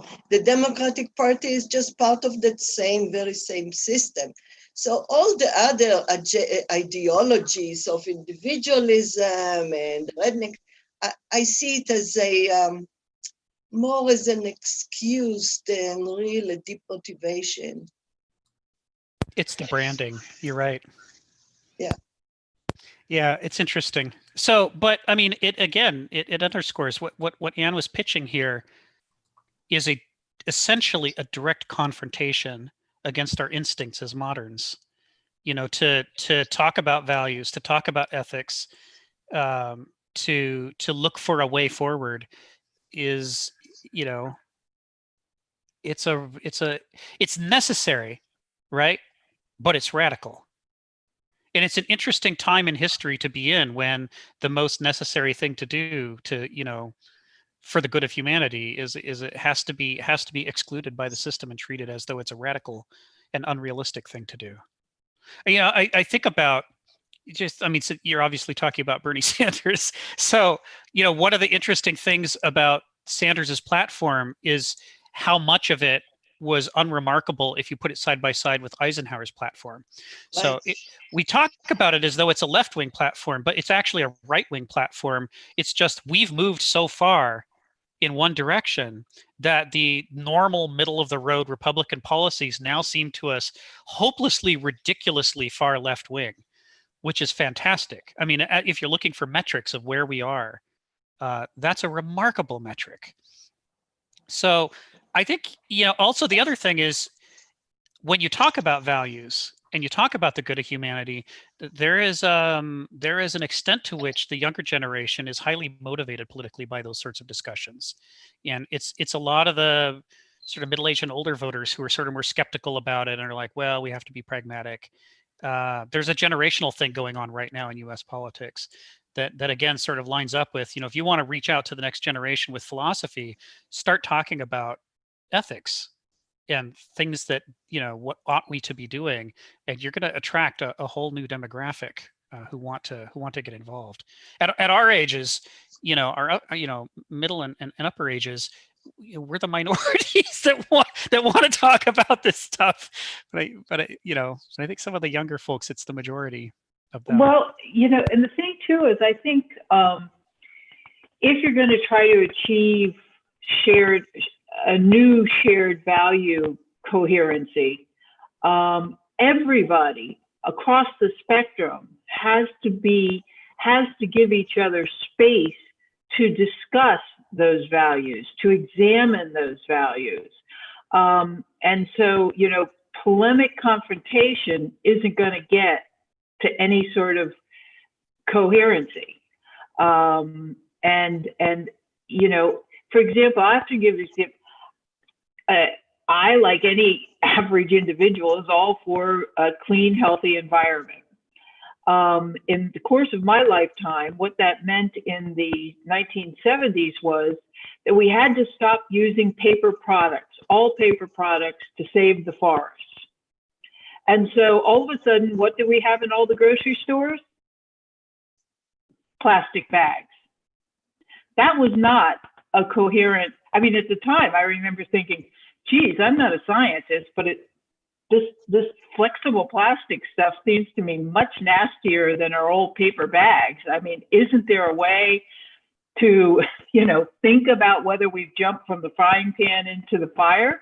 But there was no conversation to be had. It was polarized. It was like, well, you're anti-environment. You know, if you don't want to save the forest. So what did that get us? Their real agenda was more political than actually doing, you know, the rational thing for the environment. And so now we have this ghastly mess of these plastic bags out in the ocean, etc. And all those folks, you know, have rolled on to their next polemical agenda without looking at the consequences. So I think it takes a little maturity on all parties involved, and I'm just not sure we have that anymore. Again, it may be that our community is just too large. You know, when you're talking about hundreds of millions of people, that's not like having a little town, you know, or a tribe, a regional tribe or something of that nature. You just can't, people don't give each other space. There's not a rational conversation. It is all polarized, and it only seems to be getting worse. And social media, of course, totally thrives on propagating that. You know, right now we're still in the environmental discussion. Like when I was in this conversation about, you know, internet ethics, let's call them that for lack of a better phrase. One young guy said, well, I don't really care about privacy, but I do care about environmental impact.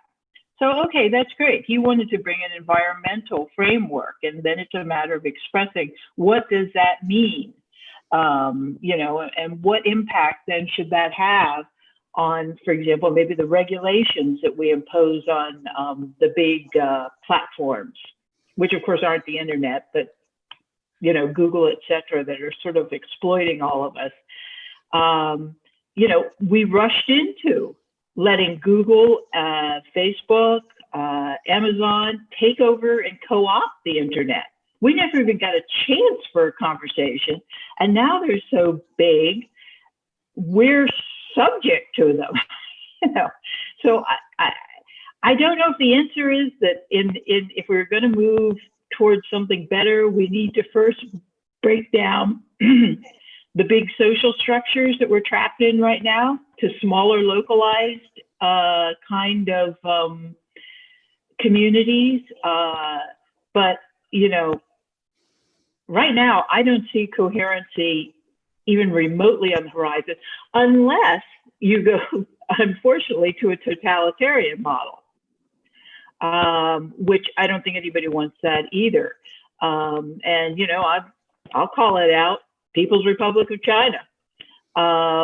Or to go back in history, I mean, you know, the Chinese Communist Party thinks they're building utopia, but that includes forcing everybody into a regimented mindset. I mean, the Spartans probably thought Spartan was utopia. You know, so utopia is not always a good thing. But yeah, I just think this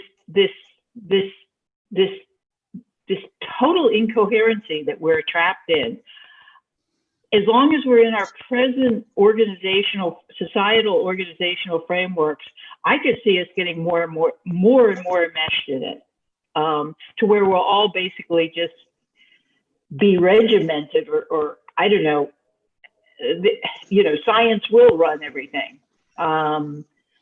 or whatever. But anyway, yeah, I guess that's a little, I'm contradicting my own request to be constructive, but I guess I would say being constructive, if I could set a new trajectory, I would set a trajectory of breaking back down into smaller, independent, self-sustaining communities and get away from these proliferating global nation state structures.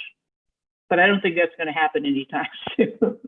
I don't know if we have the privilege now of more discussions and deliberations of such as you, Rick, pointed out. This is a very interesting time. I see it as a junction, as a point, as an opportunity to either get, like you suggested, Anne, totally totalitarian, or to really learn the lesson and open the eyes and see where we are and make radical changes, because no other changes will make any difference. We are into the sixth extinction. We are not talking about a global warming that will happen in 2050 or something. It's happening now, and the ecosystem and the extinctions are suffering and being damaged already to a point that of no retreat. So what we can do only is finding the main component, and I think fossil fuel, there is an agreement that we should stop using it. And because we have to we need energy, go back to renewable energy. So also the pandemic brought us to a realization that international, global, human collaboration and cooperation is the only way we can deal with this planet, we can deal with ourselves. And yet, how do we get, so if this crisis is traumatic enough for people to realize that there is a small chance that we will get over the trifles, the small stuff, the nationalism, uber nationalism that proved itself totally ineffective, in fact destructive, the tribal stuff, the racial issues, that finally find, not just humanity, but our planetarian identity. We have to go there. Otherwise, well, I don't know about my kids and grandkids. I don't know how they will survive, if any. This is the point. What you're talking about and what Anne's talking about, fit nicely with what Hegel's talking. I'm sorry, with what Smith's talking about here. And one of the ways that you see it manifest is online social media communities that don't have shared values, that don't practice what's the term I'm looking for? That don't moderate the threads in accordance with published values, are the places where the trolls run wild and destroy any possibility of meaningful conversation or progress. But the internet also has an enormous number of places that do have moderators and do have published guidelines that establish what the values and principles are going to be followed in this particular chat. And those areas are worlds apart from the rest of the internet. You can have the most amazing conversations there about things because trolling is immediately, people immediately intervene to eject the trolls. You're not allowed to do it. So there is at a micro scale, that illustrates your point, which is that if you have a values evacuated forum for conversation, it almost destroys the possibility of long-term productive conversation. But if you have values present and agreed upon that are the basis for the conversation, then what a moment ago seemed hopeless and could only offer a dystopian future suddenly is incredibly optimistic and melioristic and shows a possibility for improvement. So agreed upon the values. But there are values that people can't agree on. They can pretend to agree on it. They can say that they agree on them, but they don't, because they can't.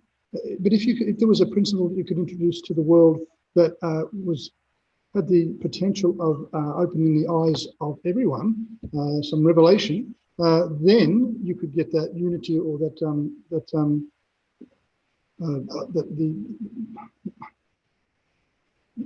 what's needed is an awakening of some sort. You can't have these separate little communities that are getting along happily, but with themselves, but not with each other. I think you need some kind of huge paradigm shift in the way that we see ourselves, because I want to say earlier that the people that rail, the people you can't win over with reason. When you were talking about fossil fuels and global warming, yeah, that's all true, but it's not true to enough. There are such a large body of people who think that COVID-19 is a hoax. My best friend has gone insane. I don't know what's happened to him. He believes this sort of nonsense. So what's needed is somehow to be able to just, and you can't reason with these people because they're committed in some way, emotionally to the globe is not warming, it's a hoax, right, or something like that.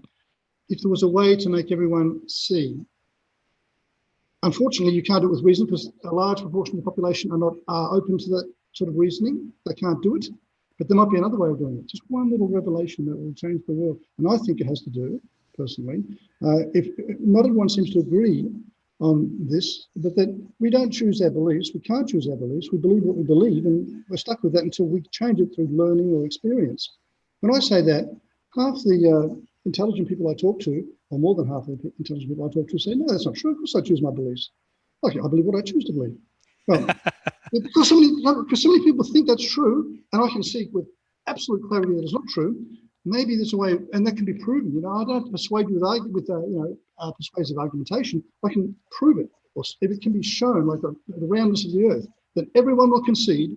Okay, we're stuck with the roundness of the Earth. Let's move on from there. If we're stuck with the reality that people cannot choose their beliefs, they have to learn them, or have to acquire them, or have to shed them one way or another. Well, then I think that could be a basic principle from which we realize we're all lost together. None of us knows what we're doing, or we're all in trouble. So we need each other's help. If we all had that point of view, then we would turn to each other, and it would be a unifying force. I'm so sorry to ramble like that. No. I think you make a good point, though, Mark. But there again, you know, when I watch this hideous polarization, which has only gotten worse over the course of my life, I have to say, you know, to me, the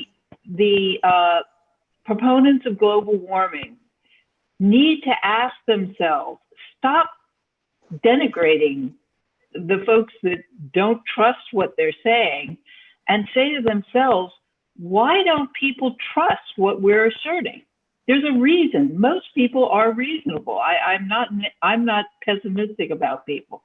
And I think that for some reason, you know, science has committed a lot of folly in just the past few decades that has undermined the general trust. And so they need to look at themselves and say, how can we reach out and achieve a consensus of reasonable people? How can we portray this? Because just calling people stupid or ignorant is not exactly going to win them over to listening to you. And I do think science has done a lot of stupid things. I don't mean, you know, successful bad things. I mean stupid things that were errors, and they kind of walked away with. I mean, you know, I gave the example of the paper bags and the plastic bags. Well, nobody was accountable for taking us down that track. They all walked away to something else. You know, so I really cannot, from my personal perspective, urge too much that we're not going to get anywhere with calling people idiots. What was I suggesting that? Did I seem to be suggesting that? I know I was. Well, you said your friend who you think's gone crazy. Well, okay, yeah, I haven't slept. You know, like yeah. No, and I don't mean to, you know, criticize. I think it's a generalization that I would want to be making, because I mean there is some reason that a large segment of people are skeptical. And I think science, instead of just saying with regard to people who are skeptical, well, you're idiots, they need to say, why don't you trust us anymore? And I get a feeling they get a lot of feedback about why people don't trust the scientific community. You know, they tend to feel, I mean, when I look at, for example, the overall environmental apparatus that has been built up from the legal perspective, like the Kyoto Protocol, the Paris Agreement, the UN framework, when I look at the implementations, what I see is that a lot of people who promoted all of that superstructure are now out there trying to gin up for-profit cap and trade platforms for carbon credits. Okay, they're basically making a buck out of the schema that they've set up. You're familiar with cap and trade credits? Yeah. Yeah, and what they want to do is now, so a big company that's polluting just has to buy carbon credits. And where do they buy carbon credits? On some exchange that charges a transaction fee. And who are the people running those exchanges? All the pro-environmentalists who set up this apparatus, which is totally, that whole cap and trade thing is totally artificial. And it's not going to end up with real net decrease in carbon emissions in and of itself. It's just going to make a lot of formal, you know, policy. So many of these policy people are just looking to create something that they can then turn into a for-profit gig. So, you know, there are reasons people are skeptical about these sorts of things. And that doesn't seem to be getting any better because people only think the other side that doesn't agree with them are the ones that need to re-examine their values. And I'm sorry, but let's not blame science and stupid for the plastic bags, for example. What happened is the fossil fuel industry knew already over 30 years ago about what's going to happen today and kept this knowledge to themselves in some secret files. The issue is to look at the whole political system, and even the politicians are owned by those big international corporations that, you know, money again. That's the problem.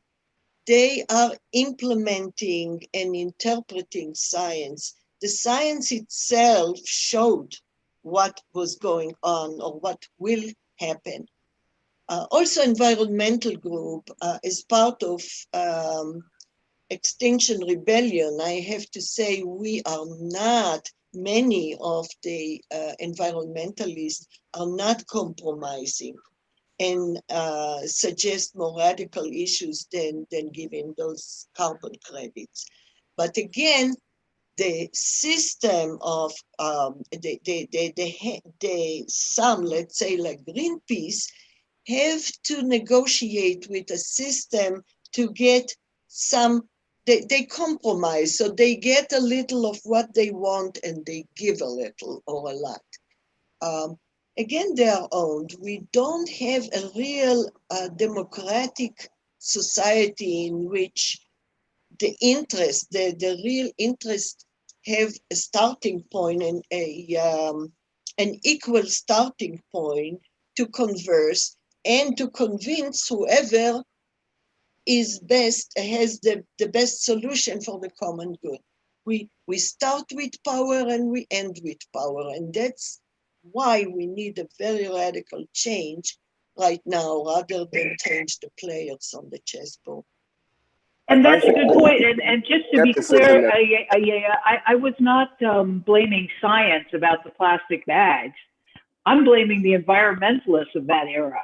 I will agree with you, they turned out to be useful dupes of the petroleum company. But, you know, back in the day, the environmentalists were doing the same thing, you know, as always. It's like, If you don't want to go, for plastic bags, then you're just anti-environmental. You couldn't even so there was no self-examination of their own position. If somebody had said to them, well, wait a minute, isn't plastic nastier than paper? They were refusing to self-examine their own basis for what they were asserting. That became a power thing.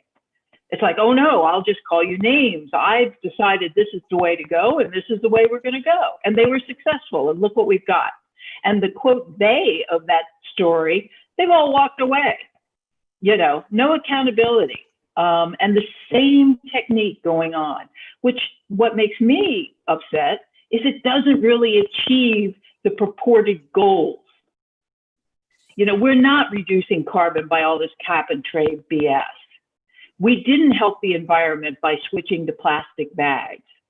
So I think pox on both sides, because all they're doing is mutually trying to do a power grab, and usually for self-aggrandizement, and that's both sides in my experience.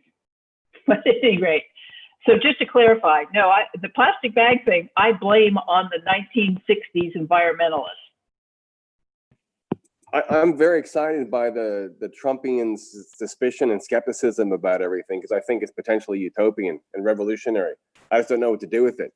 So you have these rednecks who don't really study or research anything, but they watch Fox News, and suddenly they become skeptical. I mean, they've entered the 16th century of Western intellectual history, and they're like, hey, question authority, think for yourself. But it's just, so there's some potential there, don't you think? Even though they're flat earthers, and even though they think that the liberal media is lying to you, at least they're skeptical that authority is dishonest. I think there's some leverage there.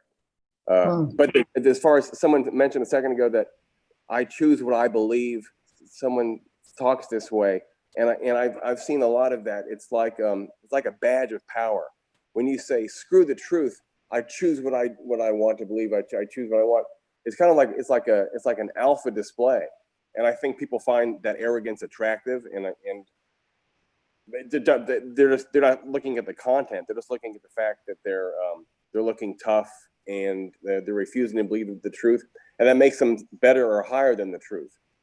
And then there is the fact that sometimes the truth is false, and maybe there's a desire to be contrarian. Anyway, I think that it's not all bad that rednecks are suddenly becoming skeptical and questioning authority. Yes, Scott, it is important to at least start with a doubt and skepticism, but not necessarily to reject just for the rejection without finding the reason for it. I think this leads us, and I would be very happy to get involved in more discussion about the clash of values. Morality, unfortunately, is not in a vacuum. So the many of the values clash with each other at a certain point, and that's called life. And then you have to decide what is the value, how much of this value is more important than that, what is the optimal point. And this is the whole game. I mean, now people come with this anti-mask issue with the right to liberty and freedom. We need to discuss again and find out what is freedom. Do we agree? What is it? And what happened when one's freedom clashes with the common good or with protecting someone else? And those are, I think, the important moral discussions, rather than discuss one moral principle as if it lives in a vacuum. This is so important, Ayala. I mean, this is what the classical Greeks were all about on issues of principles that, by comparison, the modern world just seems so backwards on, because the Greeks knew that these principles were struggling against each other. They came into conflict with each other, and that specifically the phenomena of the world around us is generated by the conflicts between, the deep principles of the world. These conflicts are creative, and you have to study them and understand them, and then map out the corresponding values and ethics conflicts and how they work. But in the modern world, we just treat it like a Christmas wish list, truth, justice, and the American way.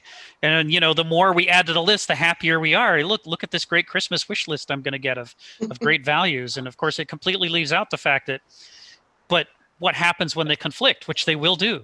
How do you resolve these conflicts? You can't take a Christmas wish list approach to ethics and principles. You have to take an intelligent, investigatory. I haven't said anything during this meeting, but I just wanted to tell you all how much I enjoy listening to you all. Just want to, especially you, Rick and David and everyone. Thank you so much. Thank you, Jenny. Thank you.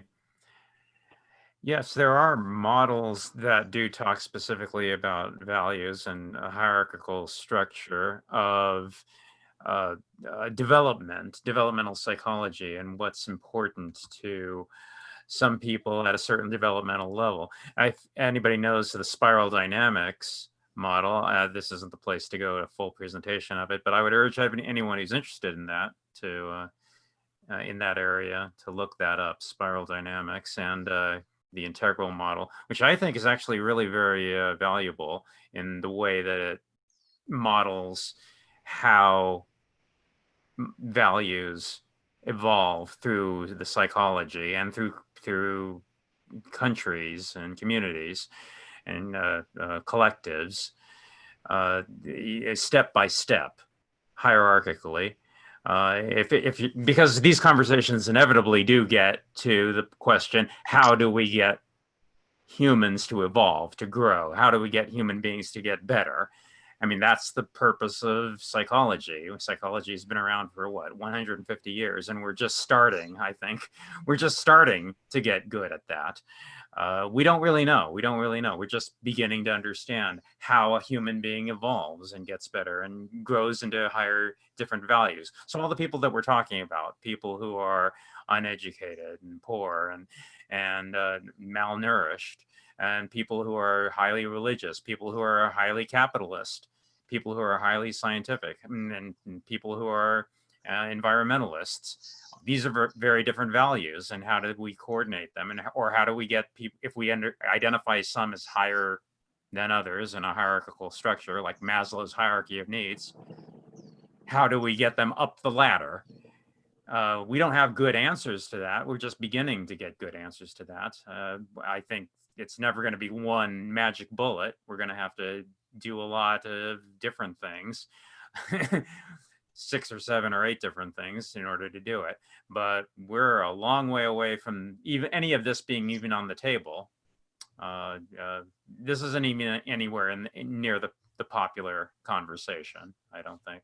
One of the things we can do is clear up our language. As you know, Dave, that's the axe I'm grinding. We could begin to, one of the big problems is that people are identified with the voice in their head. They believe everything they hear their language machine say. They've never even questioned the concept of how that language forms in their head, and they're totally identified with it. And it seems to me that the real job ahead of us is to raise the next 2 generations of children to break the identification with the voice in the head so that they can begin to reprogram it and evaluate it more objectively isn't quite the right word, but to stand apart from the voice in their head and to listen to it and decide whether it makes any sense or not. And then if you can reprogram and get rid of the 5 stupidities of English, you can make a lot of progress. I put some links into the chat to one of my podcast episodes called The 5 Stupidities of English. And anyone who thinks in English, it has certain unconscious erroneous assumptions built into their thinking unconsciously. And until we can begin to change that, I don't see any hope. So, we've got all the technology to create paradise. We could have paradise on this planet. The problem is the planet is populated by a bunch of unconscious language monkeys, and that ain't gonna work. I have heard that audio that Heron's talking about. It is worth listening to. I would recommend that. But yeah, definitely the idea that you become objective about your subjective experience, and then you're able to act on it. You're able to do something with it. You're not just in it. It was Kierkegaard, right? Yes. Kierkegaard's the one who says the thing that we most need to liberate ourselves from the prison of our subjectivity is to learn to be more objective about ourselves and less subjective about ourselves. We're willing to be objective about other people's belief systems and all the flaws in them, but we're very petting and protective of our own subjectivity. And what we need to do is invert that and be more critical of ourselves and create some distance from ourselves. It seems to me that it's really relatively simple. It's really breaking identification with the voice in our head.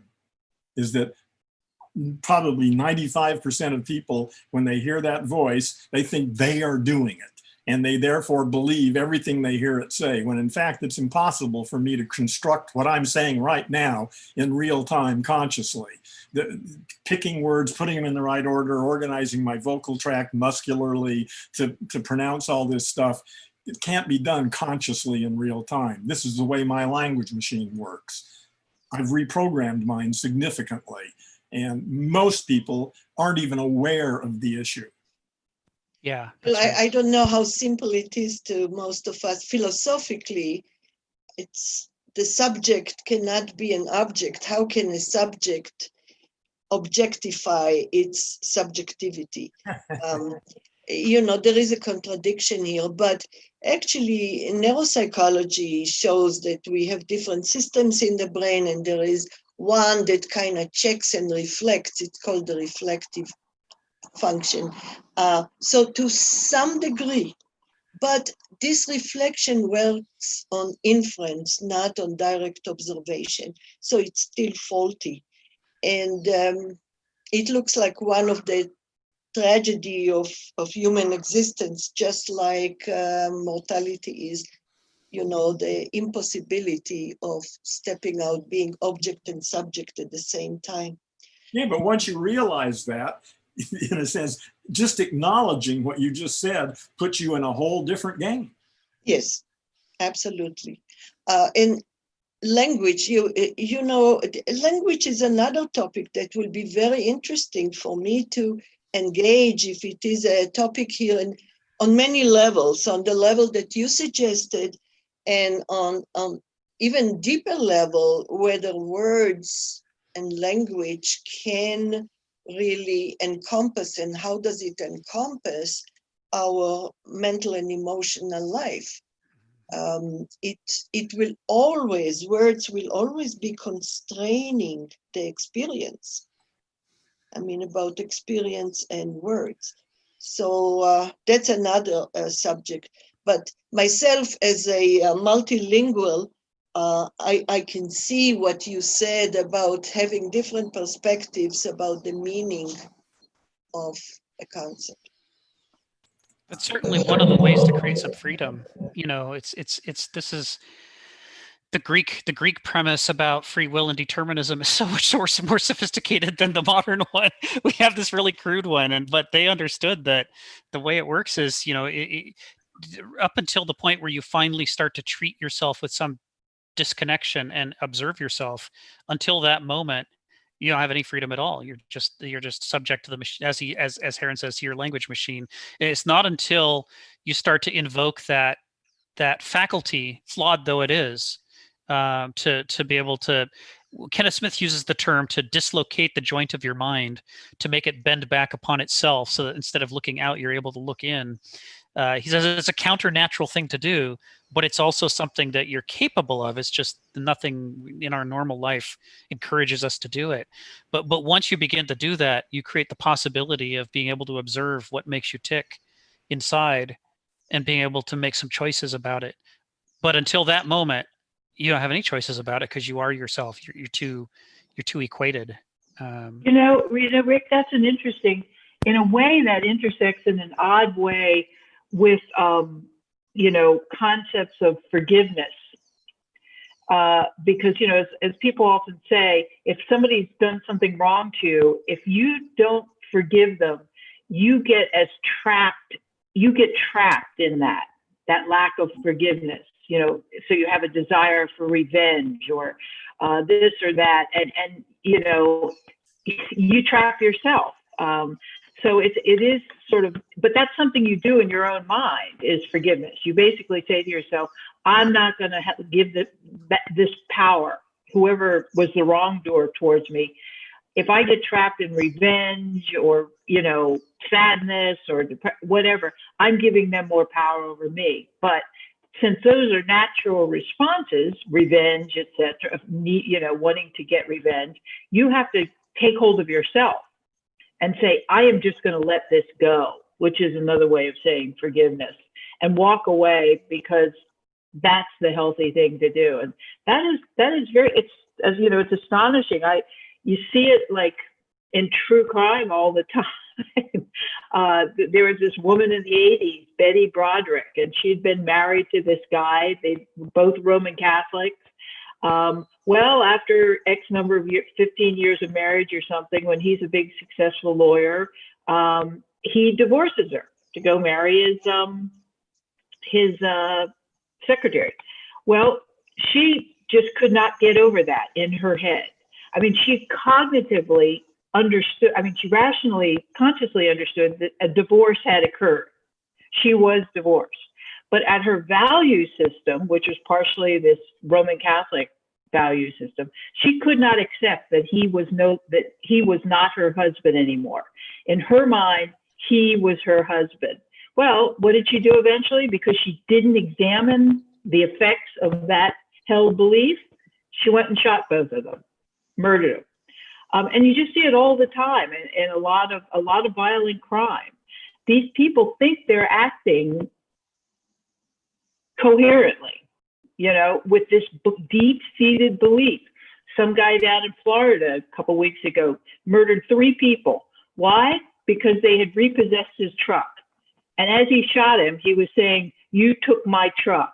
Again, he was not mentally incompetent. He understood that illegal repossession occurred, but beneath that, he allowed himself to wallow in that value that they, you know, he owned that truck and they had taken from him wrongfully. But yeah, examining our own belief structures is a rigorous thing to kind of try to do, because you're uprooting something that's deeply, deeply rooted and motivating you.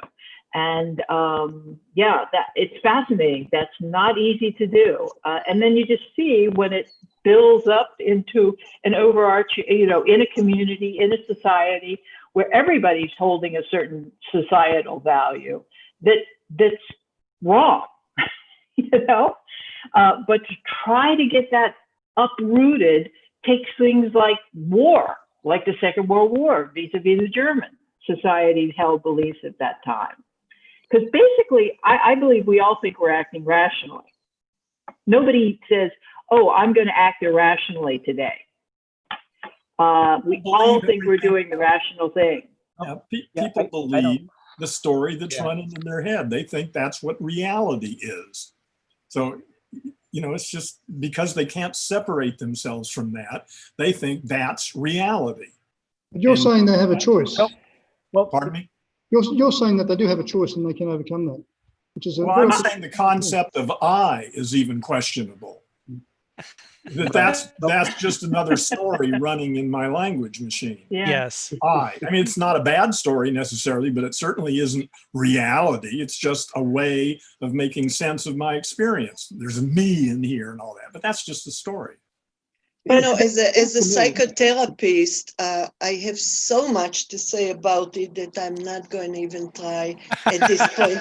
But I want to bring if you don't mind, since we dealt with values and science and morality, I want to make a suggestion. And forgive me, this is my first time. Who is the organizer? David. That would be me. Okay. David, I want to recommend a book by Michael Sandels, and I think it's called Morality, What is the Right Thing to Do? I will check again about the topic, the title, but it's divided to sections. And each section presents a different, maybe 7 or so, a different model, philosophical model, to look at how do we decide what's right and wrong. You know, how that something is moral, or what is the right thing to do now, which has to do with the moral conflicts. One of them that is very, that we started a while ago, we had a small group, is Rawls, that Scott, you mentioned before, Rawls theory, and there is Aristotle, there is Peter, yeah, what's his last name? Forget.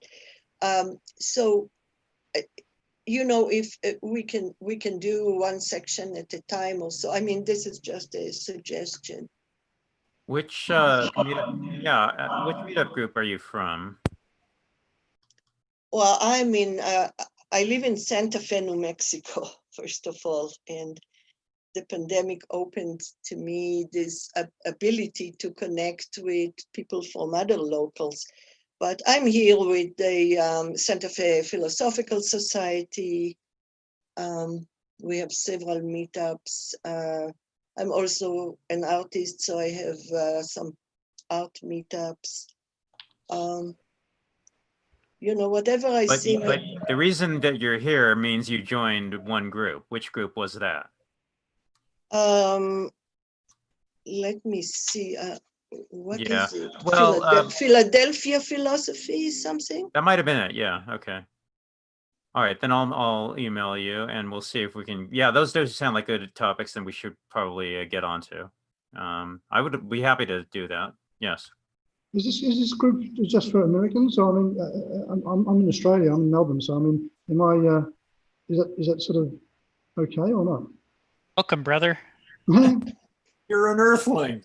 We're all earthlings. So the way the discussion's been going, it's been sort of somewhat America-centered about, you know, the social problems in America, etc., which is fine, which is good, which is true. But I'm just saying, I was unsure whether or not, I could just enter this group as an interloper from the bottom of the world and not be actually. What time is it there, Mark? It's 6:30 in the morning. I've been awake all night. Oh my goodness. Oh my God. Oh, Mark. You get the prize attendee today. Yeah, that's commitment. Most valorous. It's been very worthwhile. I mean, I anticipated some high-level conversation between knowledgeable people, and I wasn't disappointed, I have to say. Well, we're glad you joined us, and you feel free to anytime you want to, because it's been great contributions. So. I think I use the United States a lot as an example of modernism, not in the patting myself on the head way that most Americans do, but in the sort of opposite way. We're sort of the most value evacuated of the quote unquote modern nations. We have the least social, you know, safety network for our people. We've got the, you know, history of genocide and slavery and warfare, and it's like all these traditional values have been so completely purged from our society that it's almost it's a laboratory for seeing sort of naked modernism. Mm-hmm. But you know, talking about things from a polyvalent perspectives, you know, looking at it from many different nationalities, many different epochs. That's certainly what Kenneth Smith's all about. His whole thing is about trying to add to the toolkit of of perspectives that we carry around with us, and learning to hop between them so that we can triangulate on these problems that otherwise might seem to have only one obvious solution if we only had one perspective, or no solution at all. The issue of just trying to get my mind back into the argument itself. Sorry, I'm just trying to think a little bit more clearly about the conflict of values that it seems like this discussion that seems to be going to. But in my mind, I'm just trying to think, you know, there could be a lot of values in how we organize them, but it seems to me there's something special. I'm not a psychologist, and I think perhaps psychologists are required to understanding perhaps those values that might be more intimate to what we are, human beings. But it seems to me that there's something special about reason, because when we talk about the coherence of values across other values, then that value seems to be something special. So also about reason is that it seems that reason kind of justifies itself in one sense. So you can have conflicts of people with different values, but reason seems to be something that seems to be somewhat special, it seems to me. And as far as this idea of the machine in our head, this kind of a continuous talking of, and not stepping back perhaps and into an impersonal point of view and observing our own thoughts, it seems to me that even if you did that, it's hard to know, this voice in your head stepping back into another voice, listening to which voice. But it seems to me a little bit more clearly if you could dialogue with someone else, another human being, to confront you, perhaps, to push you with your reasons or with your values. Not in a way of winning, or not even in a way of persuasiveness, but in a way of kind of revealing, or inquisitiveness, trying to get to something. And to me, that seems to help a lot. But it's always done, in my experience, with the hope of reason to help us navigate through these values. It's a tool. Reason is a tool, and it should be used to the extent that it's useful, but it will run up against its limitations. It's not just it's the people who use reason. Not all of them are equally skilled, and in my view, that's as it must be, and it's not even possible to have a world in which everybody can become equally skilled at reasoning. That's not even theoretically possible in my view. Well, reasoning operates on top of assumptions. Yes, and yes. If you can't examine the assumptions upon which we're reasoning, then you're just another part of the language machine going on and on. Yes. Yeah, but I agree. Whatever those assumptions are going to be, whatever you take those assumptions or values to be, how do you move from those to some other value? What is the glue that's going to be that coherency? This is where I think you're right. It is a tool, but I'm not sure what other tools are available, that we can use to another thing that seems to be, to me, something that reason seems to reveal is this universalizability. It's accessibility that we can use, we can access. Some of us do it badly. Perhaps we need to take a course in reasoning, but there's something about this reasoning that seems to be accessible. For me, it gets down to being comfortable with the fact that we live in a mystery. At least I certainly do. The very idea that we can really understand what's really going on in the universe strikes me as absurd. It's like the bacteria that live in my gut having some opinion about this conversation that's going on here. For me, I'm quite comfortable just accepting the fact that it's a mystery, and I've got the best story that I've been able to come up with. And I'm happy to share it and examine it. And I'll dump the story I'm running right now in a minute if someone can show me a better one, or if I can come up with a better one. But really, it's really helped a lot to just get comfortable with the fact that I don't know. But is it a binary issue? Yes or no? I mean, yeah, the fact that we don't know everything and a lot of it is a mystery. Should we just lay on our back and yoga position? Yeah. No, we are trying. We have a need as humans to understand. We are born with it. This is a human need, just as it is to eat and shit. Yeah, I'm not saying we shouldn't make up stories and try to understand. Yes, it's just realize the limitations that we're operating under. Yes, but reason is the best tool possible at this point. For some, Then I agree with Rick within limit, and we have to consider the limitations, and still it's the best tool. no, I don't think it's the best tool. I think it's one of our tools that's applicable in certain environments and certain situations. It's the best tool. It's not the best tool in all situations. It's a good tool. It's one of our tools. Well, together with empiricism, as you mentioned too, the experience and reasoning upon the experience. But this is the way reason helps us connect one event to the other from the simplest units there are to make a concept. You talk about words. Any concept is made of different pieces put together. How they are put together? By reason.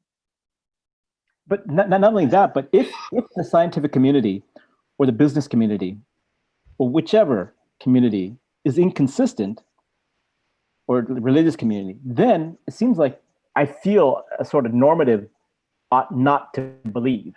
That's the force of reason. Whatever institutions are saying, whatever. If there's an inconsistency, reason tells me, and the norm of reason of maybe you ought not to believe it. That seems to be pretty powerful. It is for some Belief people. itself is the great sin. Yeah, there's I think, we're at our strongest with reasoning when we do. I think there's a theme underlying all of these discussions that we could draw out here, which is when we're able to treat our ideas about the world as models, as we're attempting to put together the best model we can for the world. And the reason that we're doing that is that we recognize that what's in our head and what's outside our head are two different things. And always must be. Say that again. And always must be. That's very It always important. must be. Yeah. Right. We're not somehow the world isn't created by our process of thinking. Just because I believe something doesn't make it true. And so because there's a difference between the two, I have an ethical obligation to maintain my thoughts as not being synonymous with reality, to recognize that I'm only modeling reality, and that as a result, I really shouldn't get attached to any one model. I should be able to collect multiple models and perspectives and use them and apply them to reality and say, well, which of these matches better in which situations? Even the concept of reality, something outside there, is just a story. I mean, I dream every night. I don't feel any need to say that's real or that's something out there that's doing it. It happens. I experience this stuff, and then, but that's no different than what I'm doing right this minute, except there's some consistency from day to day. But the idea of reality is a story, not a bad story.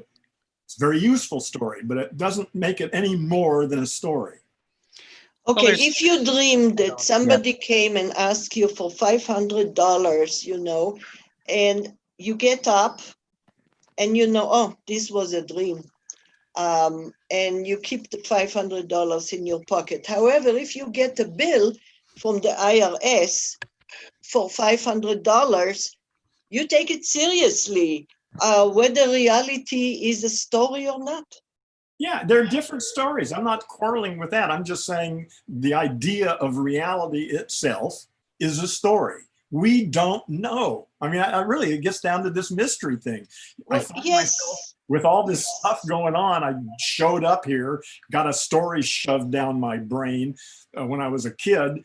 And, it's not a bad story. It's a useful story. It works for me most of the time, but it still doesn't change the fact that all I have is my immediate sensory experience and my stories about my immediate sensory experience. And reality is nothing more than a story about my sensory experience.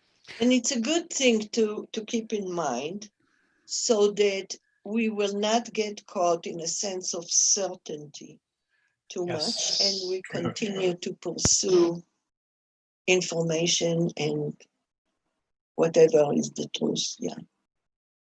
I think that this idea that what I was just saying about reason. I mean, I'm also very open to the possibility. I mean, I think people might be that you can pioneer different models of understanding of reason, especially maybe when it comes to certain peculiarities of reality, like studying very large objects or very small objects, the notion of a binary sort of reasoning needs to be expanded. But when it comes to values about our politic and our axioms of what is just and freedom and, equality and fairness, here I am very hesitant to appeal to some strange form of reason that only works in some peculiar areas of reality. Here, I think it's good to use some practical reasoning. We've been using the word values, but a word that I think is even more the third rail is virtue. The Aristotelian virtues, or which include, the ones that everyone spoke of, like fairness and equality and stuff, but also virtues like temperance and prudence. But the question is, if you wanted to discuss with people those things like temperance and prudence, just personal virtues, where would you even have that conversation in an effective way other than just a discursive way? Those kind of virtue discussions used to go on in faith communities and then also smaller polities. But now nobody in a school system could discuss virtues except in a, abstract way, like here's what the historical Aristotle, here's the list of something he called virtues. Where would you have a conversation, for example, about the Kim Kardashian phenomenon with children? Where, wait a minute, let's talk about this. Is it being influenced by Kim Kardashian? Why is that not healthy? There's no place in the public fora where we can have those conversations anymore. Because we basically neutralize those fora of discussion. Yeah, modernism doesn't like them. But I think that's what we need, because things that we want, justice is a virtue, a sense of a personal virtue, where like Scott was saying, you make yourself think about what is just vis-a-vis people who aren't exactly like me. But that's something you have to explicitly discuss, I think, and there's just no place that discussion's going on. Environmentalism is not a virtue. That's a symptom of virtuous thinking. Again, it has to do with issues of temperance, prudence with regard to stewardship of the world we live in, etc. But these core, quote, virtues, quote, are just not discussed anymore, and there's no place to discuss them. They're almost like they're verboten to discuss. Like, oh, any discussion of virtue is a religious discussion, and we must have, separation of church and state. And we must have, there's no, and that's the kind of forum for, coherency. It's when people share concepts of virtuous conduct that you start to have coherency, because subsequent decisions derive from those core virtues. And right now, we don't have them.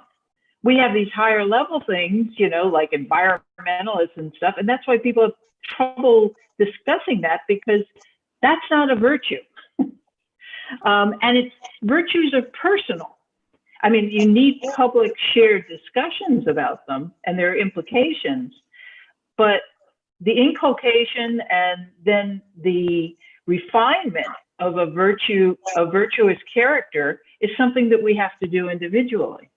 And it's just like, are we promoting that at all anymore in the interest of, modernism?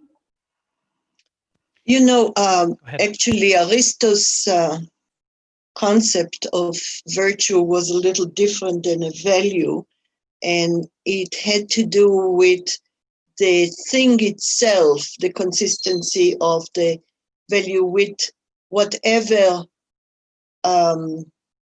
let's say, the trade was or the idea was. So it has to do more with internal validity of the concept.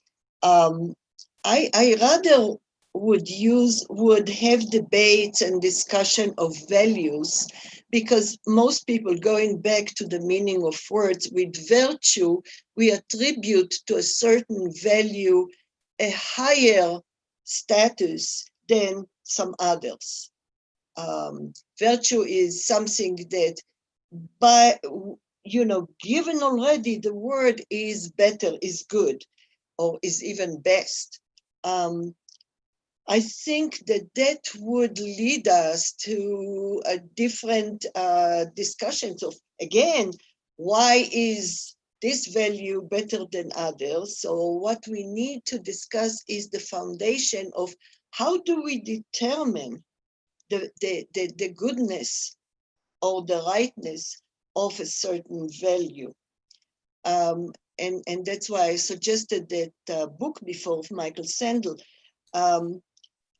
By the way, with modern, and so many of the values are basically beliefs. They are not anything empirically provable. They are beliefs in something that is important to us, that we see as very important and good.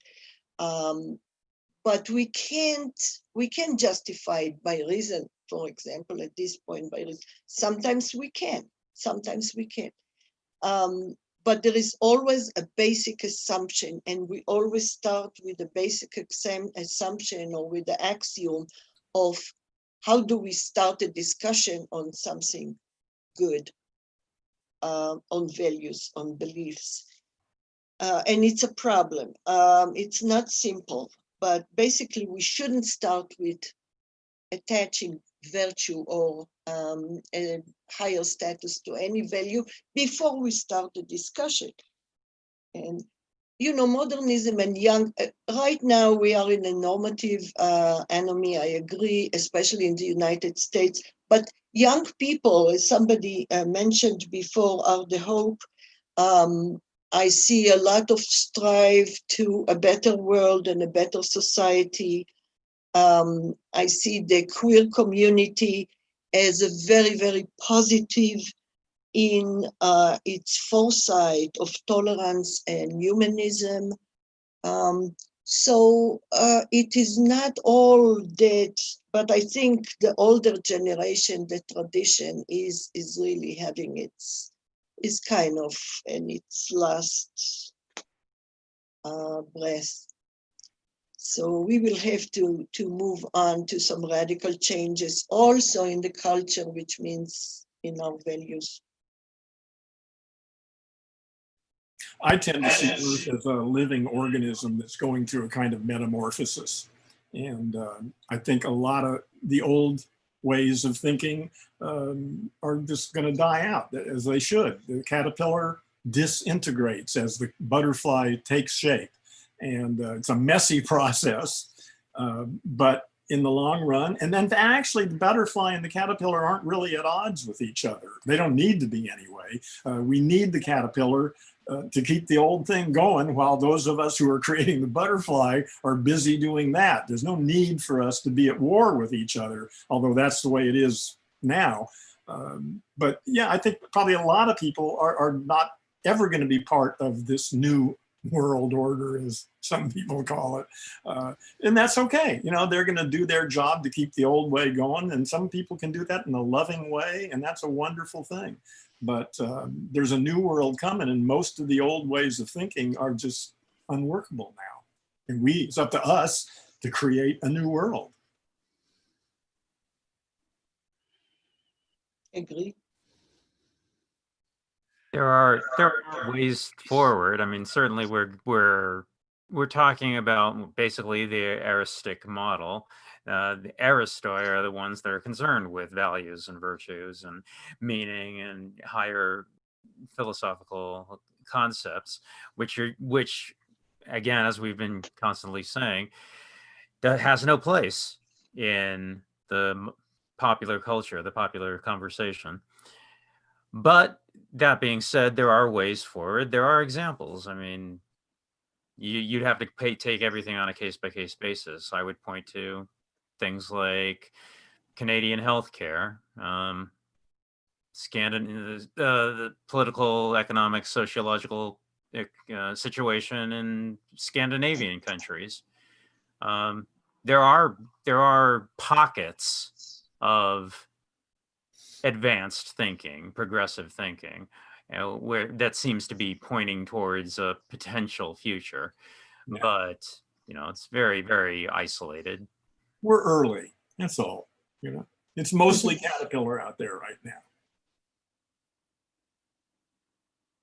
That's kind of why I do pay a little bit of attention to things like the spiral dynamics model and integral model. That has limitations too, but I think it's a good map for identifying trends and how we could potentially climb up that hierarchical ladder. Also, I did put a link into the chat. There's a book titled Voltaire's Bastards by John Ralston Saul, and that's an interview with him where he talks about it, where he talks about the triumph of what we've been talking about, the triumph of reason in modern world. I have the book. I need to finish it. I got like 3 chapters into it, but I do need to finish it. But to the question, well, what other tools do we have besides reason? Yeah, let's be very clear about this. Reason has done quite a lot and will continue to do quite a lot of good in the world. It's a very valuable tool. But at the same time, we would be remiss in not acknowledging the huge amount of problems that reason has caused us. I mean, just go to CNN.com, just look around. We're in the world today. That is the bastard of a valorization of reason. And yeah, you can't deny that that's caused the situation that we're in. So you take the good and the bad. But how do you get out of that Gordian knot of the many multiple issues and problems of the world today? Well, we're going to have to get out of this valorization of reason and get into a different mode of thinking, a more syncretic mode of thinking, where it's not just about rationality and reason, but also including things like values and virtues and passion and emotion and psychology and subjectivity and things that cannot be proven mathematically, things that cannot be proven scientifically. That kind of combination, I think, is probably going to be the way to go in the future. Thanks, David and Rick and everyone else. I'm going to go have breakfast. Enjoy the conversation. See you next week. All right, everyone. Some of us won't be here next week, but the week after. Okay, great. Bye-bye, everybody. Thanks, everyone. Great. Thank Bye. you very much. Yeah. Thank you. Is it over? It seems to be departing. Are we done? Well, we've been going for 2 hours 46. Actually, I did want to mention, Rick, if you can't do Monday, I'm okay with doing another day, like Tuesday. I don't know. Tuesday would be lovely. I don't mind that at all. I'll put that on the schedule. Yeah. If that works for people. Yeah. Yeah, Monday's the last day of my board retreat, so That's fine by me. Yeah. I could definitely use some philosophy to clear my brain afterwards. Tuesday is good for me too. Okay, that's not a problem at all. Thank you. Yeah. Yeah. So the idea was we would do less of the philosophy essays, and maybe we'll do some more fun parables and what do you call them? Parables, paradigms, and paradoxes, because he's an aphorist, just like Nietzsche was. Aphorisms. So we've got all these adorable aphorisms. They're cute little stories and that make you think. and cute little aphorisms. Like Nietzsche in his book, Human All Too Human, wrote like that. They're just cute little, tiny little parables. And yeah, I don't mind putting that on the calendar. Yeah, Kenneth has some 600 plus of them so far. So we'll be boiling it down to a small selection of particularly toothsome logic bombs. All right, so that'll be on Tuesday. Okay, so thanks everybody for attending here, and we will Can I just ask a see you quick later. question? Ayala, did you post the title of that book you were talking about and the name of your meetup group that meets to discuss it in the chat? If you have, I'll just save the chat. If not, could you do that? Or Well, no, I didn't. Oh, okay. But I can go back to Philadelphia Philosophy Meetup, which is what shows here, and get to the discussion and post the name of the book. I've got it. Would love it. Oh, okay. I've got it. It's called Justice, What's the Right Thing to Do? Yes. And it's by Michael J. Sandel, Sandel. Let me put it in the chat here. Because I took notes when you mentioned it. I jotted it down. You're good. So here's the title and author, like so. So there it is in the chat. Thank you. Thank you very much. Thanks for suggesting it. Well, I really enjoyed the level of the discussion. All right, so we'll see everybody here again next Tuesday. Yay, Tuesday. Thanks Okay. for doing this. Bye, everyone.